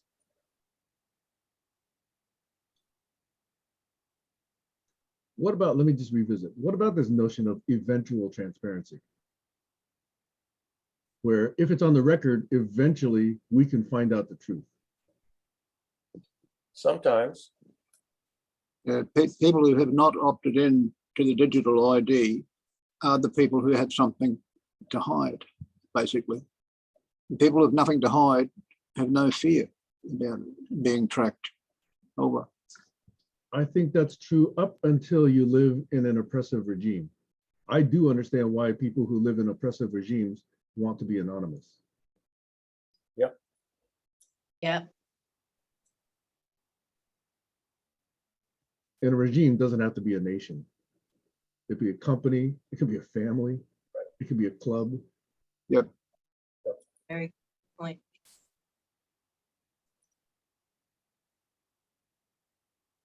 So maybe what we need is to get rid of oppression. Sounds like a big... One idea that was suggested was that we make all the politicians live on reduced wages in oppressed living conditions with poor healthcare and see how quick things will change. Over. Yeah. Of course, that legislation will never pass.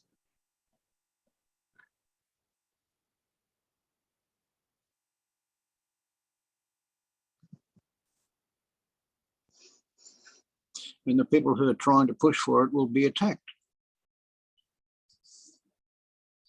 The mainstream media and the big, powerful political entities, the Democrats and the Republicans, and the mainstream media, and about 24 significant large corporations, global corporations, are what controls who wins the elections,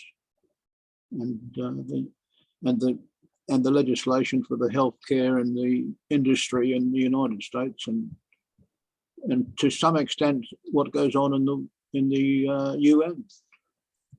Well, at least the Pentagon. Over.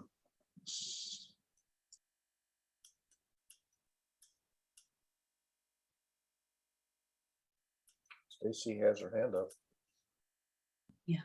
So I just forgive me, because as some of you may have noticed, I just have a really bad headache. So it's hard for me to think and get my points across or whatever. But I wanted to share. So on one of the, in my town, there was a post and there was a politician. And part of me really wanted to engage, but my head was bothering me too much and there were just too many risks involved. But I will go back, because what I want to do is I want to question this politician, it's a local politician, in a way that's not taking sides, because what happens is people need to learn by seeing for themselves.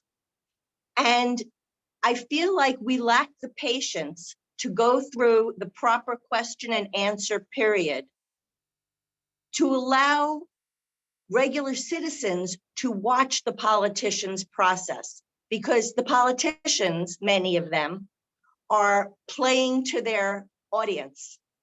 And if we had the patience where we, the people, showed up more objective, listening truly to hear their answers, it would give we, the people, more of a chance to see, is this person playing politics, or is his or her decision making consistent regardless of what's happening in the moment. So in this particular case, this local politician was not going to enforce a mask mandate. I want to be able to question him using some other mandate that he would absolutely enforce. But I guess what I'm trying to say is it takes a lot of time and patience, and it's difficult. And so with my headache, I didn't even bother to try.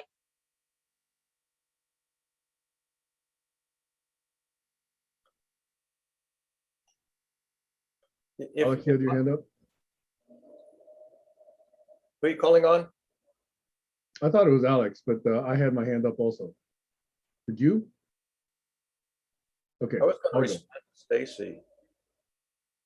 If I were listening to somebody assert an hypothesis, and I thought that person was scientifically minded, I might ask them the question, but for which I reasonably could expect a straightforward answer.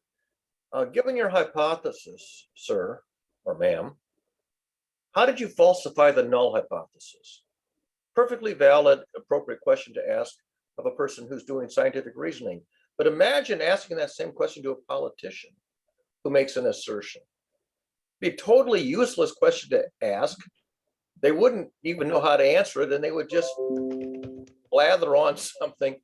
So if you want a scientific culture, ask yourself, can I get away with asking somebody, how did you falsify the null hypothesis? And if you think that's a useless thing to ask, you're not living in a scientific culture. And I think we're not living in a scientific culture. We've been going the other way.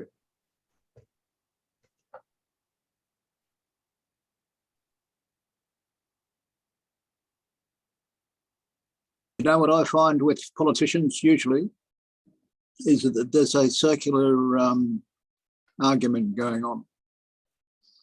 It's taking positions because of some higher ideal in philosophy or science and sticking to it for the benefit because you've got some kind of mandate. You know, you're claiming to have this mandate, and even most politicians you find won't have a very big number of supporters who voted for them. The anomaly of Trump was because of the amount of people in the US who avoided the vote. It was a large turnout. Yes, I've heard people say that it was the biggest turnout, democratically speaking, that we've seen in many decades. But the thing is there was still some huge percentage of the American public who refused to go and vote, chose to opt out. And by doing so, they've weakened the country's democracy. They're not getting services. Those are the people who are in the bottom of the pyramid, right? They're the bot market. They're the big group, and they're not getting services. They're not getting legislation written for them because the people who voted are the wealthy and the powerful. They're the people who are getting legislation written. Is anybody seeing a problem here? Democracy works best when everybody votes. And the less Except in the United States, see, Alex, except the United States, where the Supreme Court has granted corporations human rights. It's one of the stupidest things I've ever seen or heard. That, I don't even know how to repeal that particular legislation. But until it gets repealed, corporations and money are going to continue to have way more influence than people do. And I suspect a large part of the people who do not vote are feeling that frustration. Maybe if your income is under a certain level, the power of your vote should be increased. To be more weighted over. Alex, before the vote, billions of dollars get spent on media, on advertising, on billboards, on flyers, on surveys, on email, on spam, billions of dollars. And if you think it doesn't work, tell the people who are spending that money. It works. So way before the vote, you've already got money corrupting the entire process.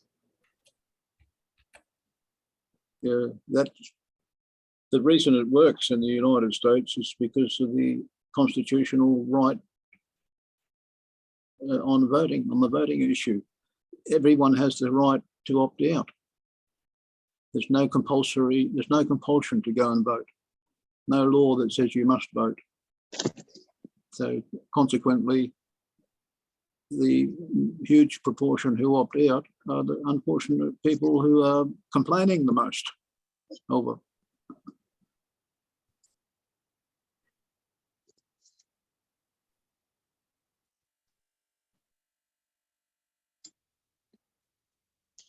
Okay, so I'm going to still ask the question I'm asking myself, okay, which is, I still believe, okay, this is sounding pedantic, that eventual transparency is a potential solution.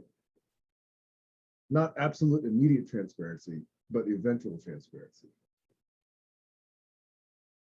I'm going to go with that hypothesis. Sam, your audio is so muddy that I didn't get most of the key words of what you just Yeah, I think said. it's because I'm sitting back, sorry. Oh, Just to repeat myself, I'm just saying eventual transparency is the approach, the direction I'm going to go lean into. Not sure that it's a solution, but I think that's the direction I'm going to go look at. I'm answering myself since that's why I wanted to fold that topic in with Stacy's topic of trust. So Sam, you mean like only when necessary? Yes. Yeah, And to I agree. know I that kind everything's of, on record, but eventually, if you lie, you could be found out. yes, I tend to feel the same way. I'm rubbing lemon juice on my face so I can hide.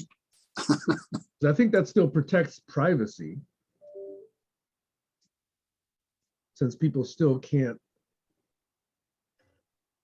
be comfortable with 100% transparency right away, because we have all these social norms of shame and crime and etc.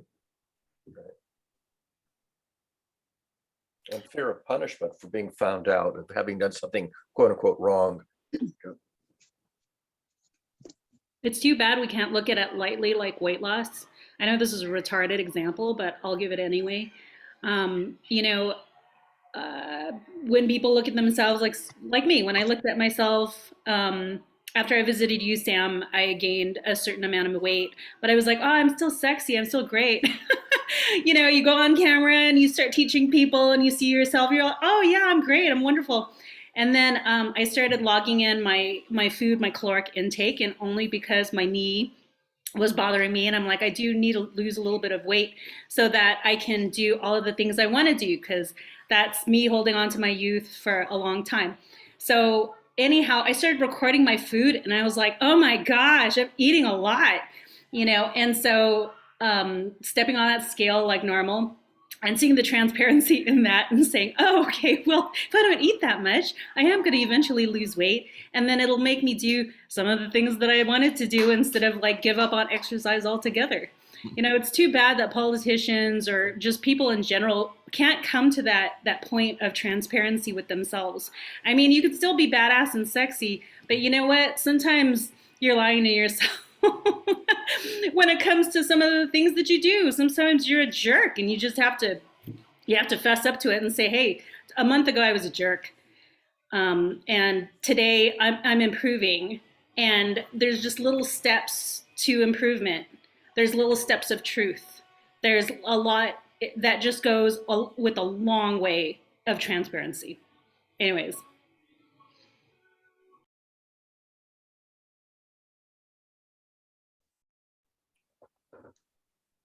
There's still more places we have to go, Kayla.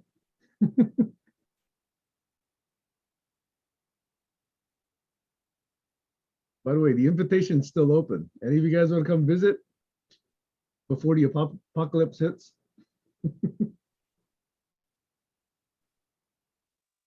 Tees, you had your hand. Oh, actually, it's Stacy, Alex, and Tees. Okay, good. So I just wanted to say that, you know, there's now software that I don't know if it's totally developed, but I think it is, where they could where somebody could see a recording and change the visual to match an edited version of text. So for me, having that blockchain when necessary, as Sam is kind of talking about, is an added protection for me. Because at least if somebody were to change something, there would be a record that we could go back and look to. If I'm understanding that right. If I'm wrong, please correct me. Yep. The blockchain is useful in all sorts of Wi-Fi circumstances as well, with short local area networks. And, you know, there's devices that have transparency. It's like a film you can put on your windows and control it with an electronic device, smartphone or whatever. So if you use that film on clothing instead of clothing, your friends would be able to see you naked, but anyone else without your permission wouldn't.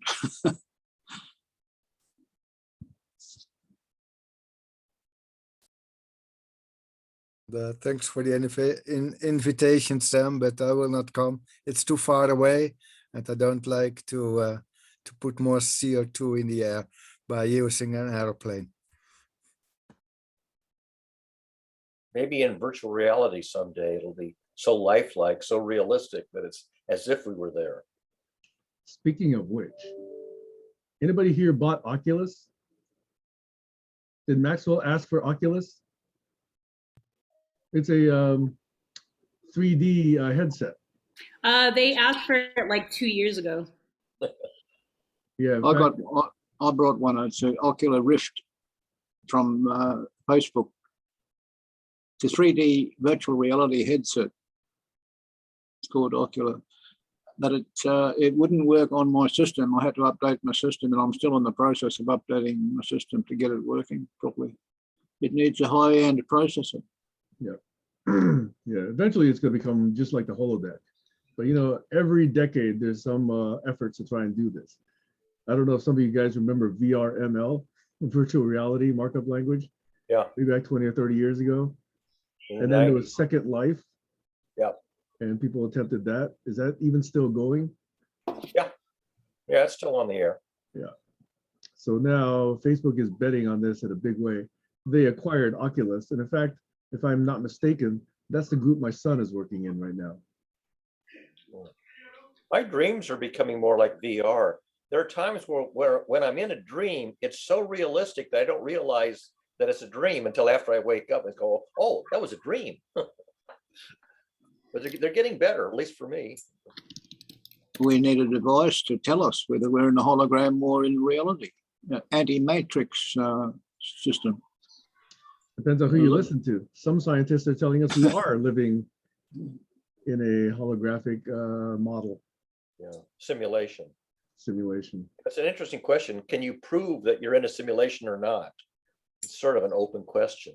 The question I ask myself is what's happening in the world out there really happening, or is it all in my head? Both. I've always heard that the only thing that's real is nature. But we are part of nature. That's right. We're, living systems are part of nature, and our species is part of living systems. And oh, by the way, urban centers are part of nature. The sanitation system is part of nature. Yeah. Snowplow, the public utilities district is part of nature. I laugh when I read the ingredients on my bottle of ketchup. It says all natural ingredients, because arsenic is natural, and a lot of other deadly poisons are natural. Things that are bad for us are natural. And it could be natural for a species to become so clever and so smart that it wipes itself out. That's the history shows us that. As long as it doesn't contain plutonium. I think plutonium is considered not natural because it's man-made. Is that a fair example? Happens in nature. Well, if you consider that the man making plutonium is nature, then yes. Right. But we've only known that it exists in our own nuclear reactors. Well, beaver dams are nature and they're created by beavers. Yeah, they don't have plutonium in them though. Anyway, we're getting to the top of the hour. So the last 16 minutes, anybody want to check out?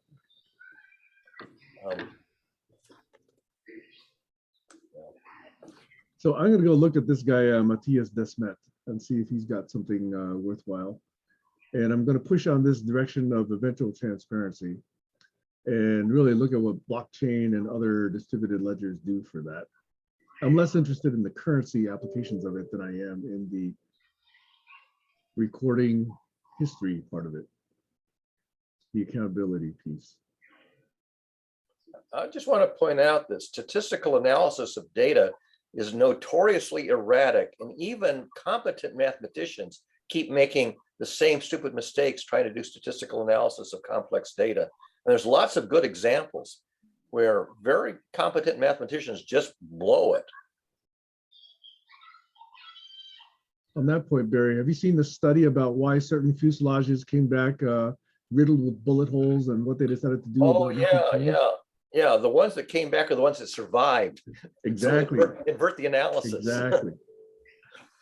I've heard the saying, there are statistics and there are lies in politics. I've heard that a lot. Yeah. And it's very easy to twist statistics around and make a point that's absolutely false. And it looks, you're using statistics, you can make it look absolutely true. But if you do it with integrity, then it's available for review.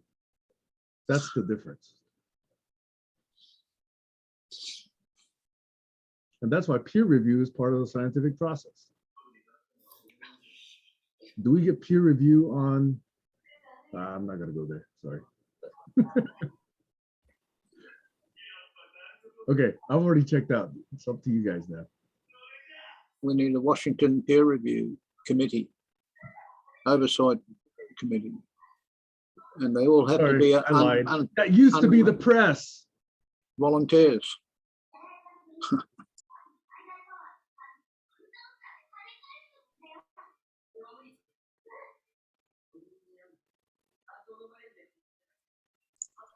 Julian and Sarge's legal team are lodging an appeal. Over.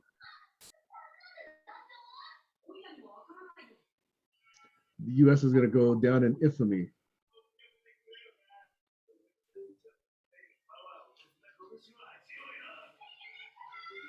So Barry, I'm waiting for my friend to get back to me. It looks like we might have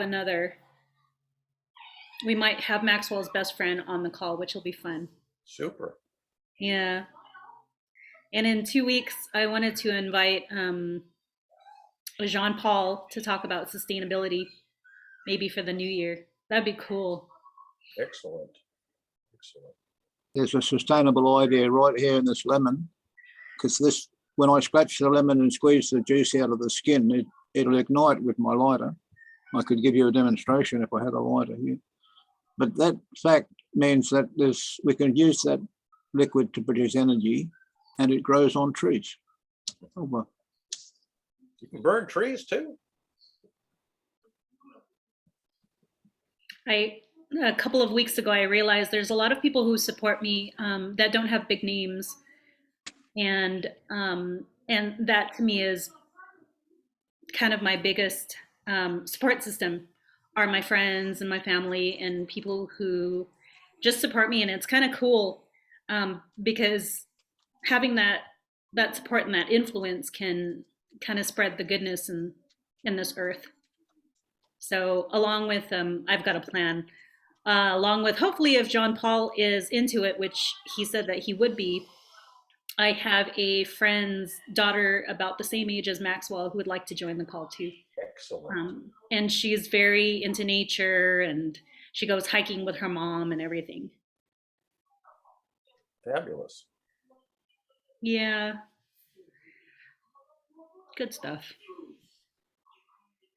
I like putting links up on my Links Plus site. I've got about 66 there so far, because I think they're important to have. Your friends are able to see what links you think are important. And so I share that site link with my friends and they can check it out. And if you've got one, you can share the link with your friends.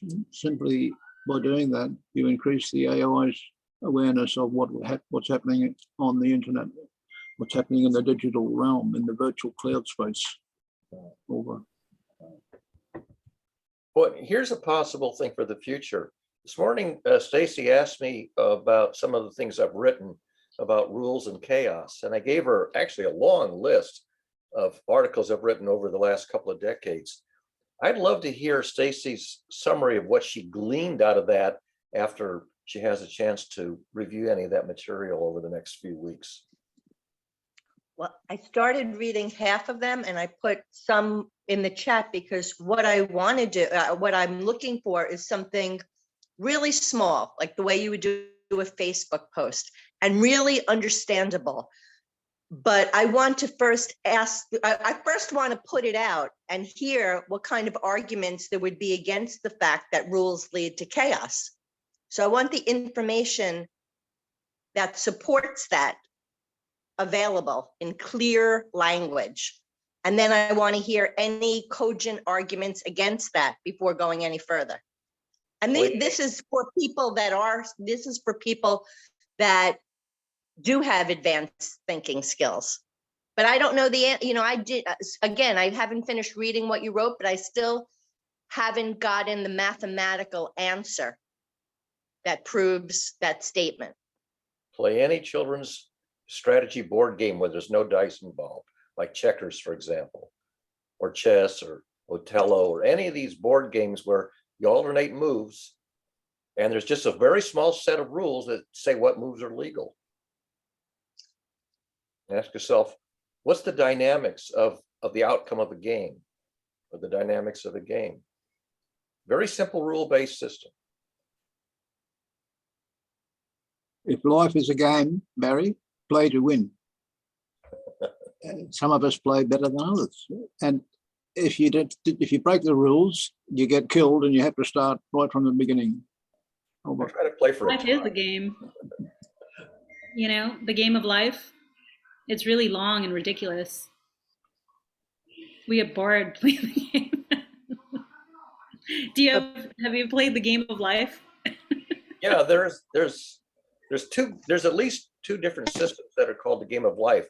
There's the one that is the cellular automaton, and then there's actually a board game, I think, called the game of life from, I think, the 50s or 60s. So there's more than one that goes by that name. There's Conway's game of life, which is technically a mathematical system known as a cellular automaton. Well, that's the one that really knocks your socks off. So Barry, what I want though is, even if I can't understand the math, I understand what you're saying and I believe that, and I believe it's true, which is why I'm even interested. But I want to see the answer in a mathematical equation, not in a story. Well, then look at the Mandelbrot set, because it's a trivial mathematical expression, 3 symbols.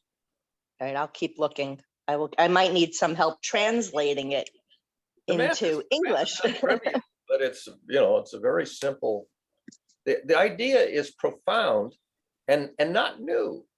I think the theologians had that intuitively understood 3,500 years ago, but they didn't write it down mathematically because we didn't have the language of mathematics. And even if they had it, the audience wouldn't have decoded it. If you want to have a good look at that, Stacey, Google fractal geometry.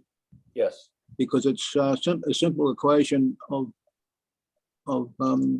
multiplication, what they call iteration or exponential growth. Recursion. Imagine infinite exponential growth. It's an incredible concept to even try and wrap your mind around.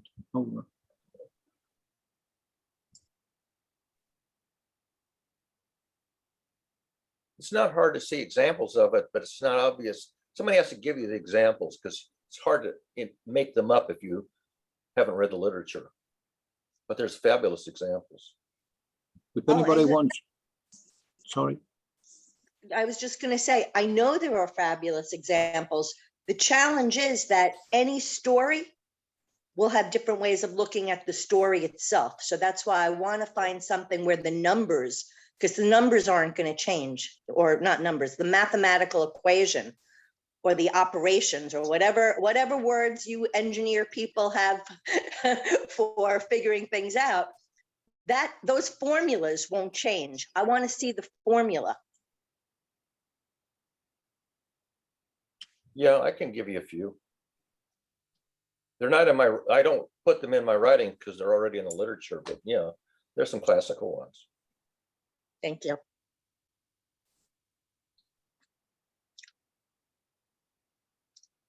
Yes, Jan Rotmans, which is a professor at Erasmus University, Rotterdam.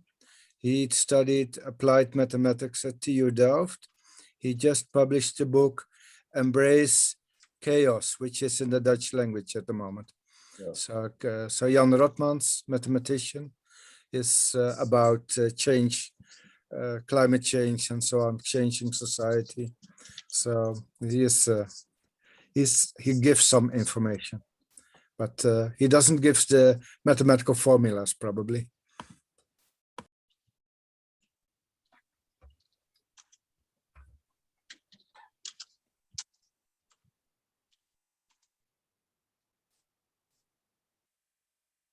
And by the way, my only reason for wanting to do that is if we're going to talk to people that are actually going to be making policy,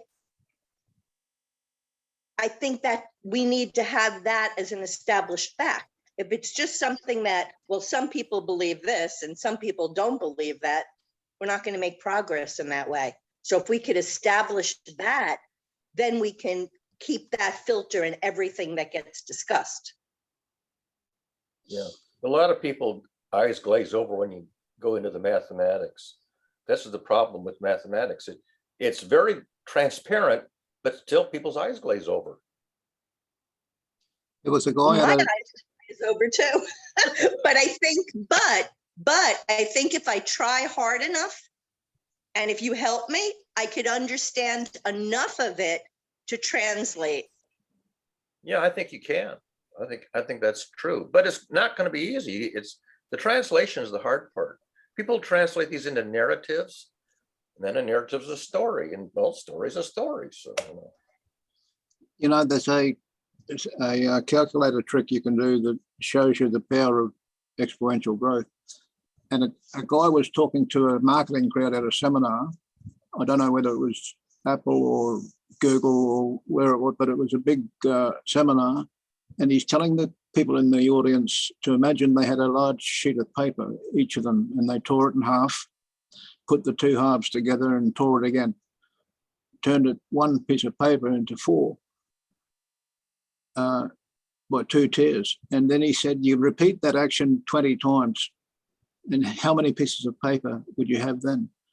And he asked the audience to guess, not to work it out, just to give him a rough estimation. And a few hands went up and someone said 200, somebody said 2,000, and somebody said 20,000. The answer is over 1 million. And you can test it if you like. Get your calculator out and just hit 2 times 1 equals, and it'll go 2. And hit equals again, and it'll go 4. Hit equals again, it'll go 8.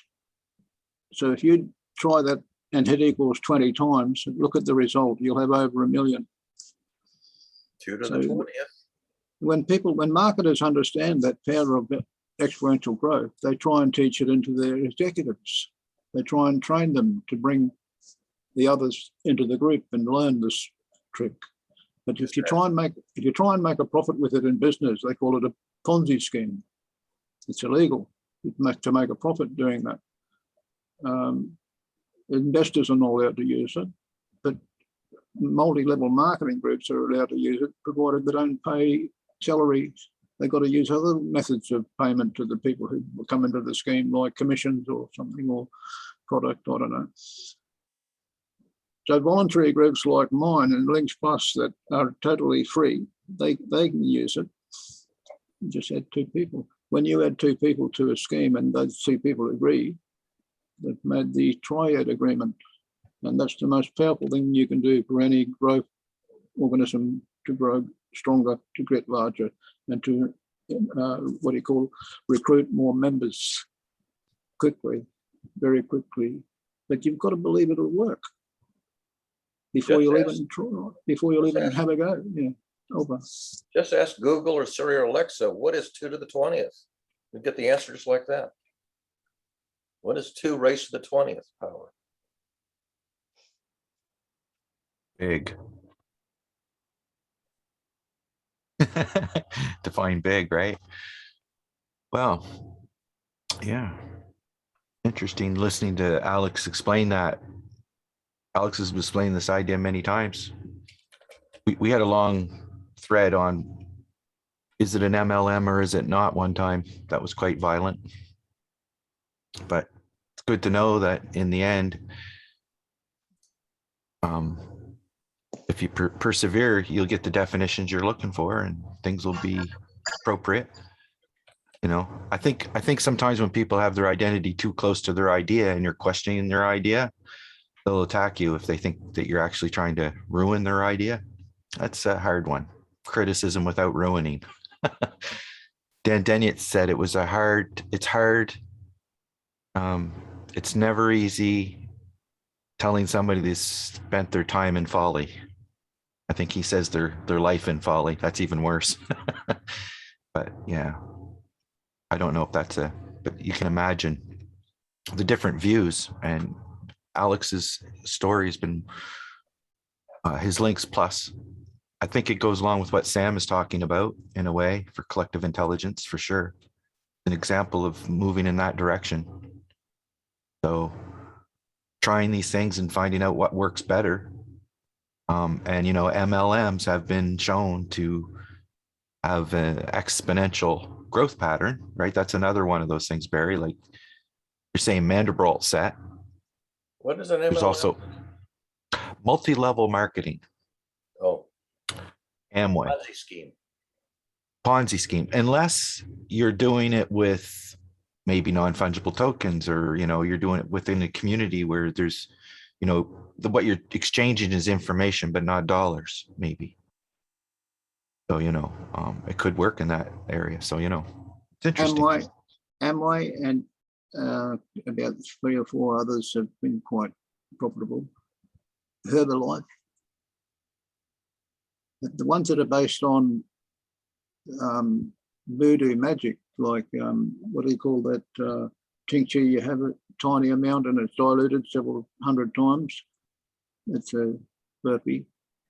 Homeopathy. Homeopathy. That's bad news. It's bad news for science. I don't know if it's where they dilute the medicine to like 1 drop in an ocean, and then that's going to cure you. Yeah, there's not enough left to have any effect directly, physically. It's a belief thing. It's only a pseudoscience. It's almost like that plate thing where you're looking at the plates upside down, looking at the plate. Somebody looks at, you know, oh, let me look at this logic equation. Okay, so if you put even less and less in it, your body's going to fight more and more to create more of it. So the less we have, the more our body's going to fight. Yeah, let's just keep diluting it and this will work. It's like, that's ludicrous. Completely utter ludicrous. But people will say, oh, I see the plates upside down. I see the plates the right side up. I don't know, something to this. I feel funny. My input output system is failing me. Ooh, there must be magic. Like, you know, silly, very silly. And I think Sam made that point. You can go beyond and look at more data. But if you can't go beyond and look at more data, you just have to stop and accept the fact that, you know, you can't have the level of confidence you may wish you had to move forward or get investors or whatever. Like, proof is in the pudding, right?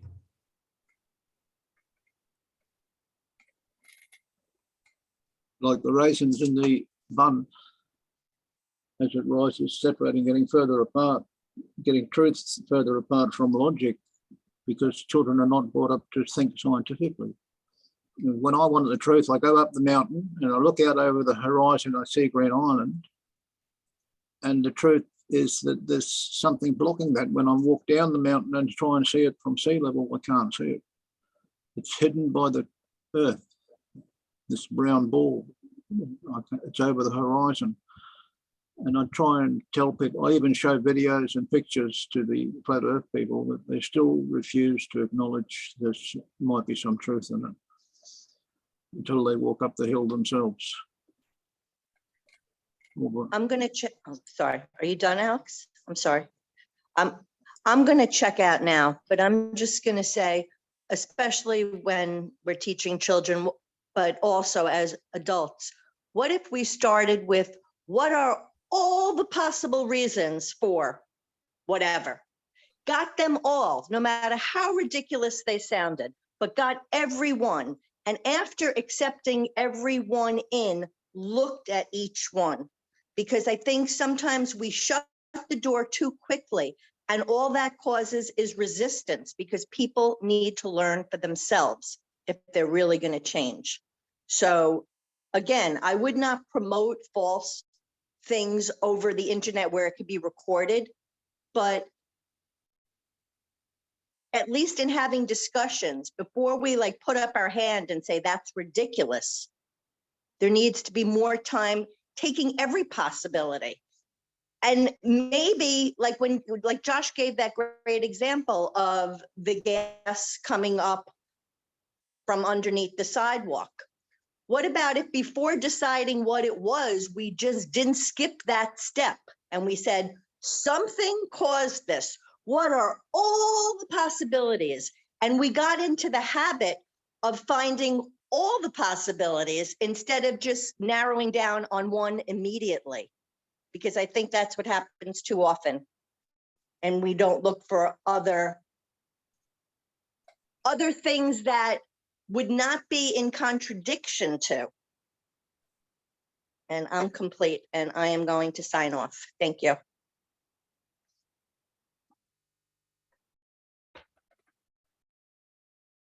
What Stacy articulated is the first step of the scientific method. Bye from me. Bye. Bye-bye.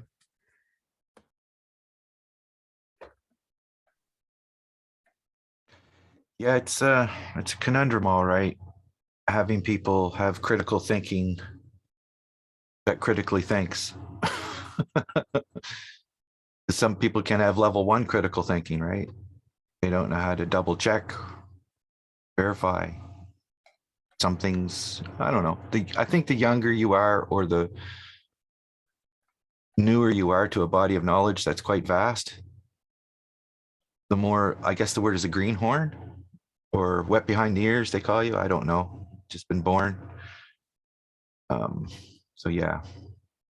Anyway, it would definitely be nice to have the belts of knowledge, like Sam relates to the belts of learning a Taekwondo, I think.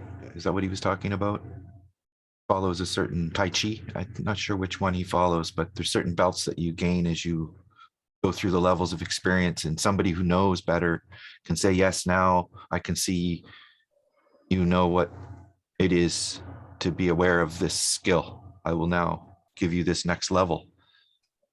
And it should be something to strive for, not to be jealous of, I should say. Of those who strive, achieve. We should help those people and ourselves and not be jealous and try to tear them down. Unless there's some reason you can point out that there's danger. That's always the, you know, you have the people working away, and then you have the sentry that's sort of protecting the walls of the camp, making sure that, you know, so there's always corruption, very difficult problems. And I think, as Barry pointed out, when you can capture people picking up on the scientific method, definitely lead them that way and acknowledge that. So yeah, very good. So I guess that's the end of our spiritual empirical show.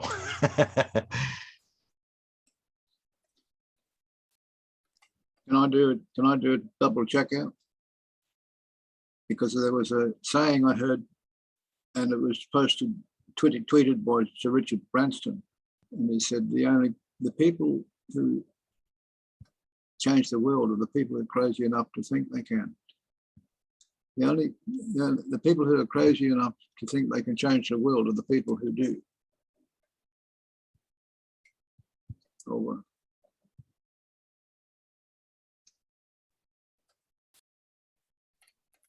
Still there, Josh?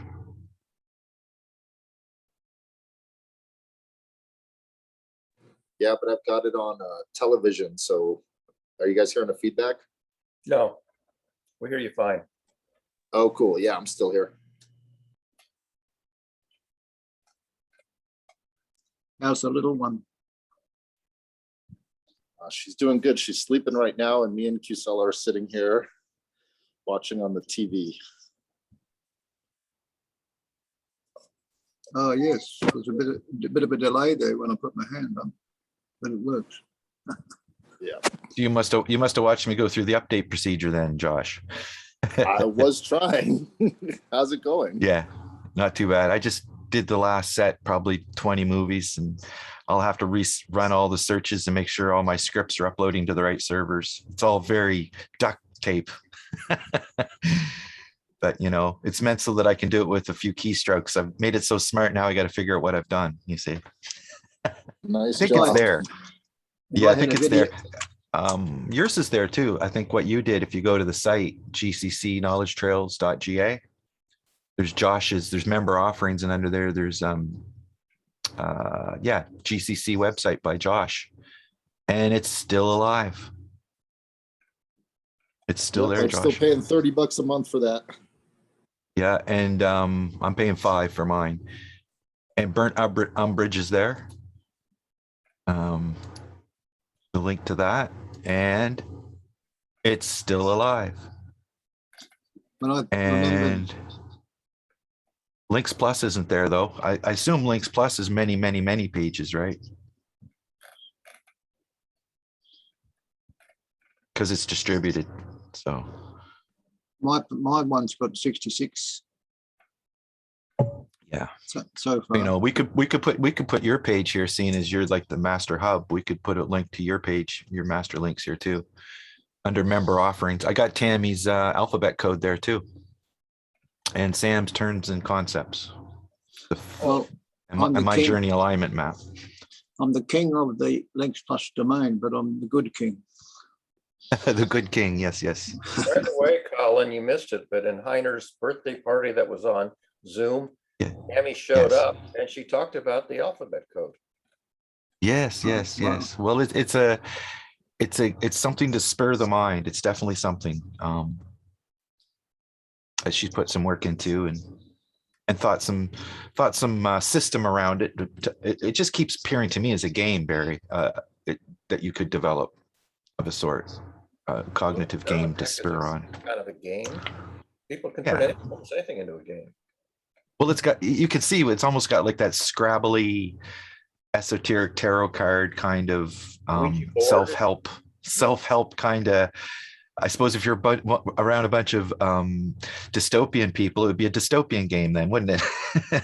Although the words are generated to be, I think, positive, like a lot of those words with all their energy and power. So I don't know.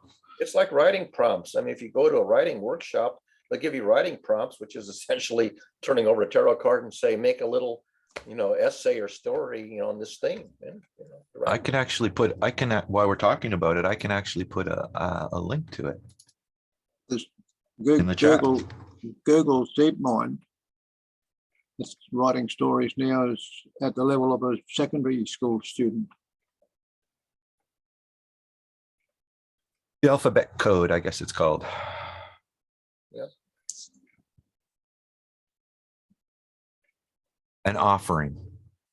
Welcome to an exploration of language and meaning making. If you want to explore the alphabet code directly, here's a session that does a deep dive with a beautiful and generous cohort of collaborators from the Global Challenges Collaboration. Deep appreciation to all participants for holding space and asking questions to clarify the work. And then there's a video. Harry, Tammy, Andrew, Jazzman, Lucy Lou, Glenn, Doug, and a square.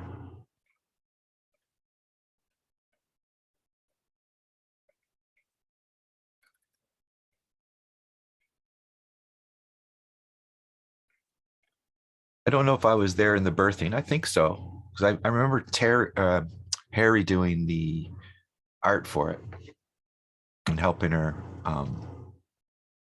do a little of the design, I think, to get her idea on paper.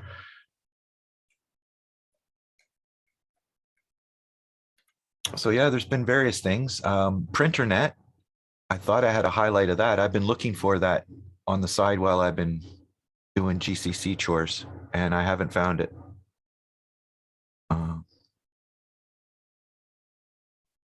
Oh, the video. But yeah, current discussions, and you know, I'm pretty sure I've done the word trust before, but I just ran it again.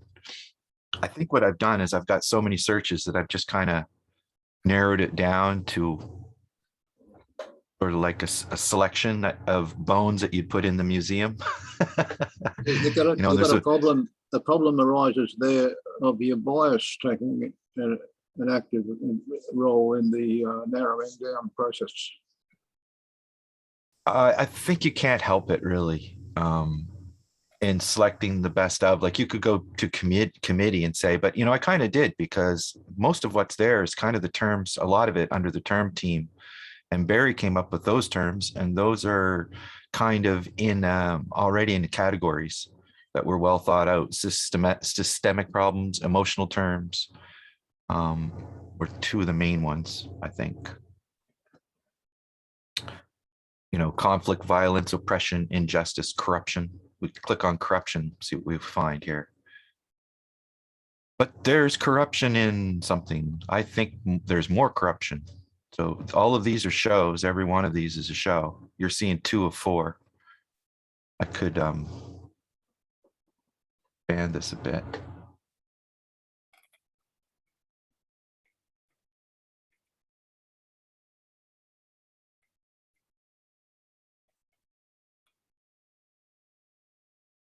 And I think I can. Oh, that's what we got. That's that.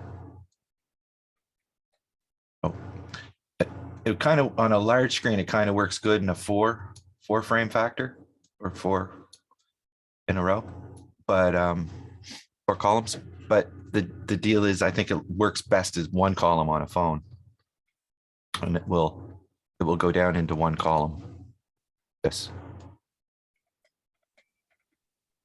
So, Can I ask you a question, Colin? Sure. From what I understand, all of these videos are going to the YouTube server. Is that right? That's correct. They're going to YouTube. Okay. Yeah, these are all live. They're all live. Got it. So if we go back to, let's go back into the archives here. Let's go back to 2017. Sam, let's see here. GCC Sunday. Aaron and Tammy, that's one of the very beginning.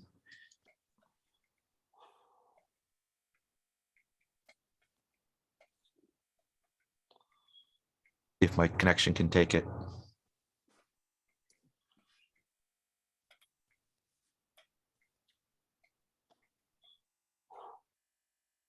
Is this on Tammy's YouTube? I think so. I think so. I did collect a lot from different places, so I'd have to go back and see what I did, but it all started on Google spreadsheets, right?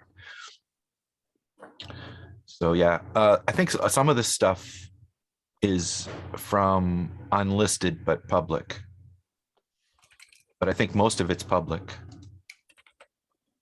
You know, if we go up to something more recent, in fact, you know what? No, let's see. No, it hasn't been updated. So the update, there's no, yeah, these would be old ones. So the bigger it gets, the less automated it is, because then there's variables to then automate. So then the things you have to automate kind of expand. There's Barry talking about corruption. I don't know if you can hear this. You probably can't hear this, eh? No. No, Pump it out. I also know scientists who went way off the rails, Hear it now? who departed from the protocols of the scientific method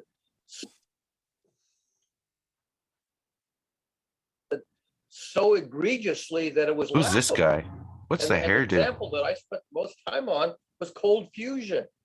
There were people working on cold fusion who had departed from the scientific method so egregiously that it was laughable. But you had to be a very diligent and rigorous scientist to observe that, because there were so many details that you had to have a lot of depth of knowledge to detect where they had departed from the scientific method. Yeah, I apologize. I have a wedding to attend in 11 minutes at 10:30. Oh, wow. Talk to you guys later. Talk to you later, Josh. Oh, Fun no, catching up. it's on Zoom. That's why we were testing the TV, because we're just going to watch it on Zoom. So it is getting into the stretch and get ready moment. warm fusion.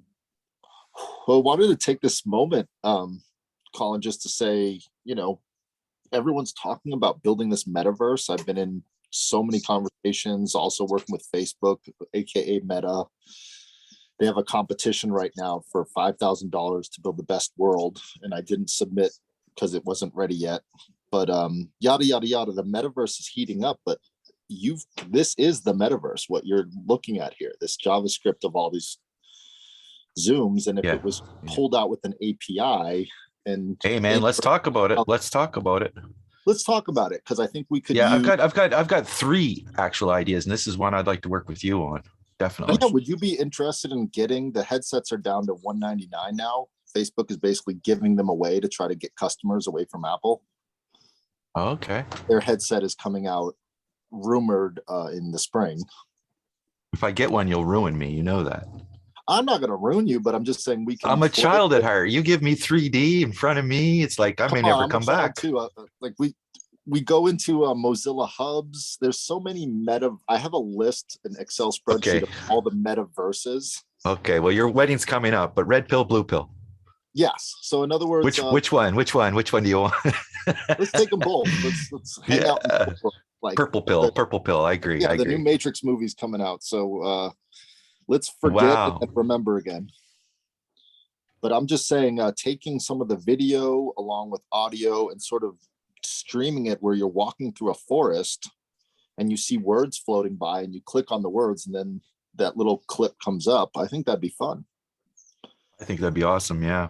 And we could win some money and donate it back to a trust here in the GCC. Like I keep harking on this, but if we all owned it collectively and we all, well, there's this new idea as well as giving a certain percentage of your profits back. I know one guy's talking about 50%, but I think I would stick with the religious 10%. Isn't that I think what that's they're doing? fair. Unless I was making like billions. If I was making billions, I'd give 50%. Weren't they doing that already in Second Life? Sure, they're doing. I mean, everything is all interconnecting, and that's the whole idea of this, aka metaverse, is the metadata around these videos and the metadata. It's time. Tracking. It is time. We've talked about this for 4 years. Eventually, they'll create an AI, and now it's here. It's caught up to us. We've been practicing wax on, wax off. We're ready. Awesome, Colin. You know what a virtual cryptocurrency is? Yes, I do, Alex. Well, if it's valued, if we value our friends' connections and links, then we can tie that virtual cryptocurrency to our Links Plus page, and that way, other links we put on there increase the value of that. It's like a fungible token, non-fungible. Yeah, it's fun. I would love to do that with you. Well, I haven't looked at the code. I've been doing other studies for probably, at least a couple months. And that's why everything's backlogged. So today I just took the crust off everything, dusted it off. So the last part is just to make sure everything uploaded and make sure the HTML index file actually added the stuff. Like if I go back and refresh this, did it actually do something or did it ruin it? Well, maybe it's getting more fragile. It's getting more fragile, you see. I was going to say, are you familiar, Colin, with OpenSea? Yes, I am actually. So maybe next Saturday we can talk about creating an OpenSea account for GCC and then turning the videos Uh, into tokens. maybe I wouldn't involve GCC into it though, because it's just one level of technology beyond. But I definitely think giving updates would be cool. Well, it's the livelihood of everyone that's on every one of these videos. So if we're showing the Well, I video got to catch up. I'm behind, right? I got to catch up to the technology. Like I'm only I would call me a newbie. I'll catch you up. Yeah. I support that idea, Joshua. Okay, cool. And Sounds great. I it's either all of us or none of us, like Doug says, meaning if Right. anybody doesn't support it, that's not fair to post up someone's like livelihood. Well, it's all illegal. of us invited, I would say. That's Well, how it's it works. illegal. You can't technically put up someone's livelihood without their consent. That's just legally. Oh, I see. You can't do that. Well, it depends on the state you're in and if you own the recordings. And yeah, we're gonna have to talk about that. That's a discussion, Josh. That is finally I'm trying to have that. let me check my notes, lick my finger here. Files that contain images of my face and voice are valuable assets that belong to a certain degree in my domain. And if people want to use those in their domain, then this might be a trade-off there. Actually, I trust Barry in following that through. Who owns the videos and can we use them, put them up and that kind of stuff? Because he's been in that kind of conundrum of open information. It was the topic today as well, transparency, right? Yeah, I don't know if well, Barry's interested in that. There's definitely we keep dropping the ball on pushing the idea through of this co-op idea of, or what do you call it? An entity, Josh? It's a trust. Yeah. So in other words, I don't know anything we about all that. own it together, but none of us owns it, meaning we create an entity that owns it. And that entity can donate to charity. That entity can do things. What about a conversation museum, like a Vittery? Nobody has any value. This Vittery idea could move on. Like it could be like the original little, the little cryptography machine, but but a museum, a conversation museum. There's no value there for the marketers or the people interested in reading. They want videos and marketer, Alex, create value. Games and videos. That's just what they want. They got a short attention span. They Okay, want well, Josh, yeah. Let's build a museum, Josh. Let's do that. All right, I'll in the reach out metaverse. To you. Yep. Sounds good. Sounds good. Later. No, Oculus Museum. Yep, and everybody that's into regeneration and regenerating the earth, you guys are always welcome to regenerationpollination.earth. We had a meeting yesterday that was really fun. It's just we're all meeting each other and talking about our separate projects. I've actually been doing some work on that with links. Excellent. Adding information. I'd like to have the top 10 I'm links. Sorry to talk so short. I only got 4 minutes, but I was going to say, Alex, there's a lady from England that created a soil detector. You might be interested in this, Barry.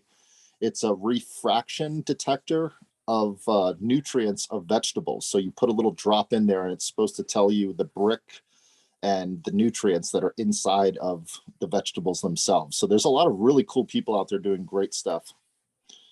And I think we could help if we can correlate conversations about the global challenges of what we would like to do, then find the people that are actually trying to make that work, correlate the conversation with the action and the hypothesis, then let's see if it becomes a real thing. Well, that's a little bit like Stacy having a goal of understanding the math for something that's, you can assert it and you can point to the math, but the math is arcane and people have a hard time digesting and processing the math in their own head so they believe it. It's like I can write a mathematical proof of a theorem and there could be an error in the proof. A lot of people would never know there's an error in a proof. I might not even know there's an error in a proof. There could be a statistical anomaly. So this thing about how do we identify and weed out the misconceptions is really hard. I mean, even the best scientists have misconceptions that persist for decades, sometimes for centuries before they're overthrown. Yep. Well, thank you. Let's say goodbye. I'll talk to you guys soon. Thank you so much.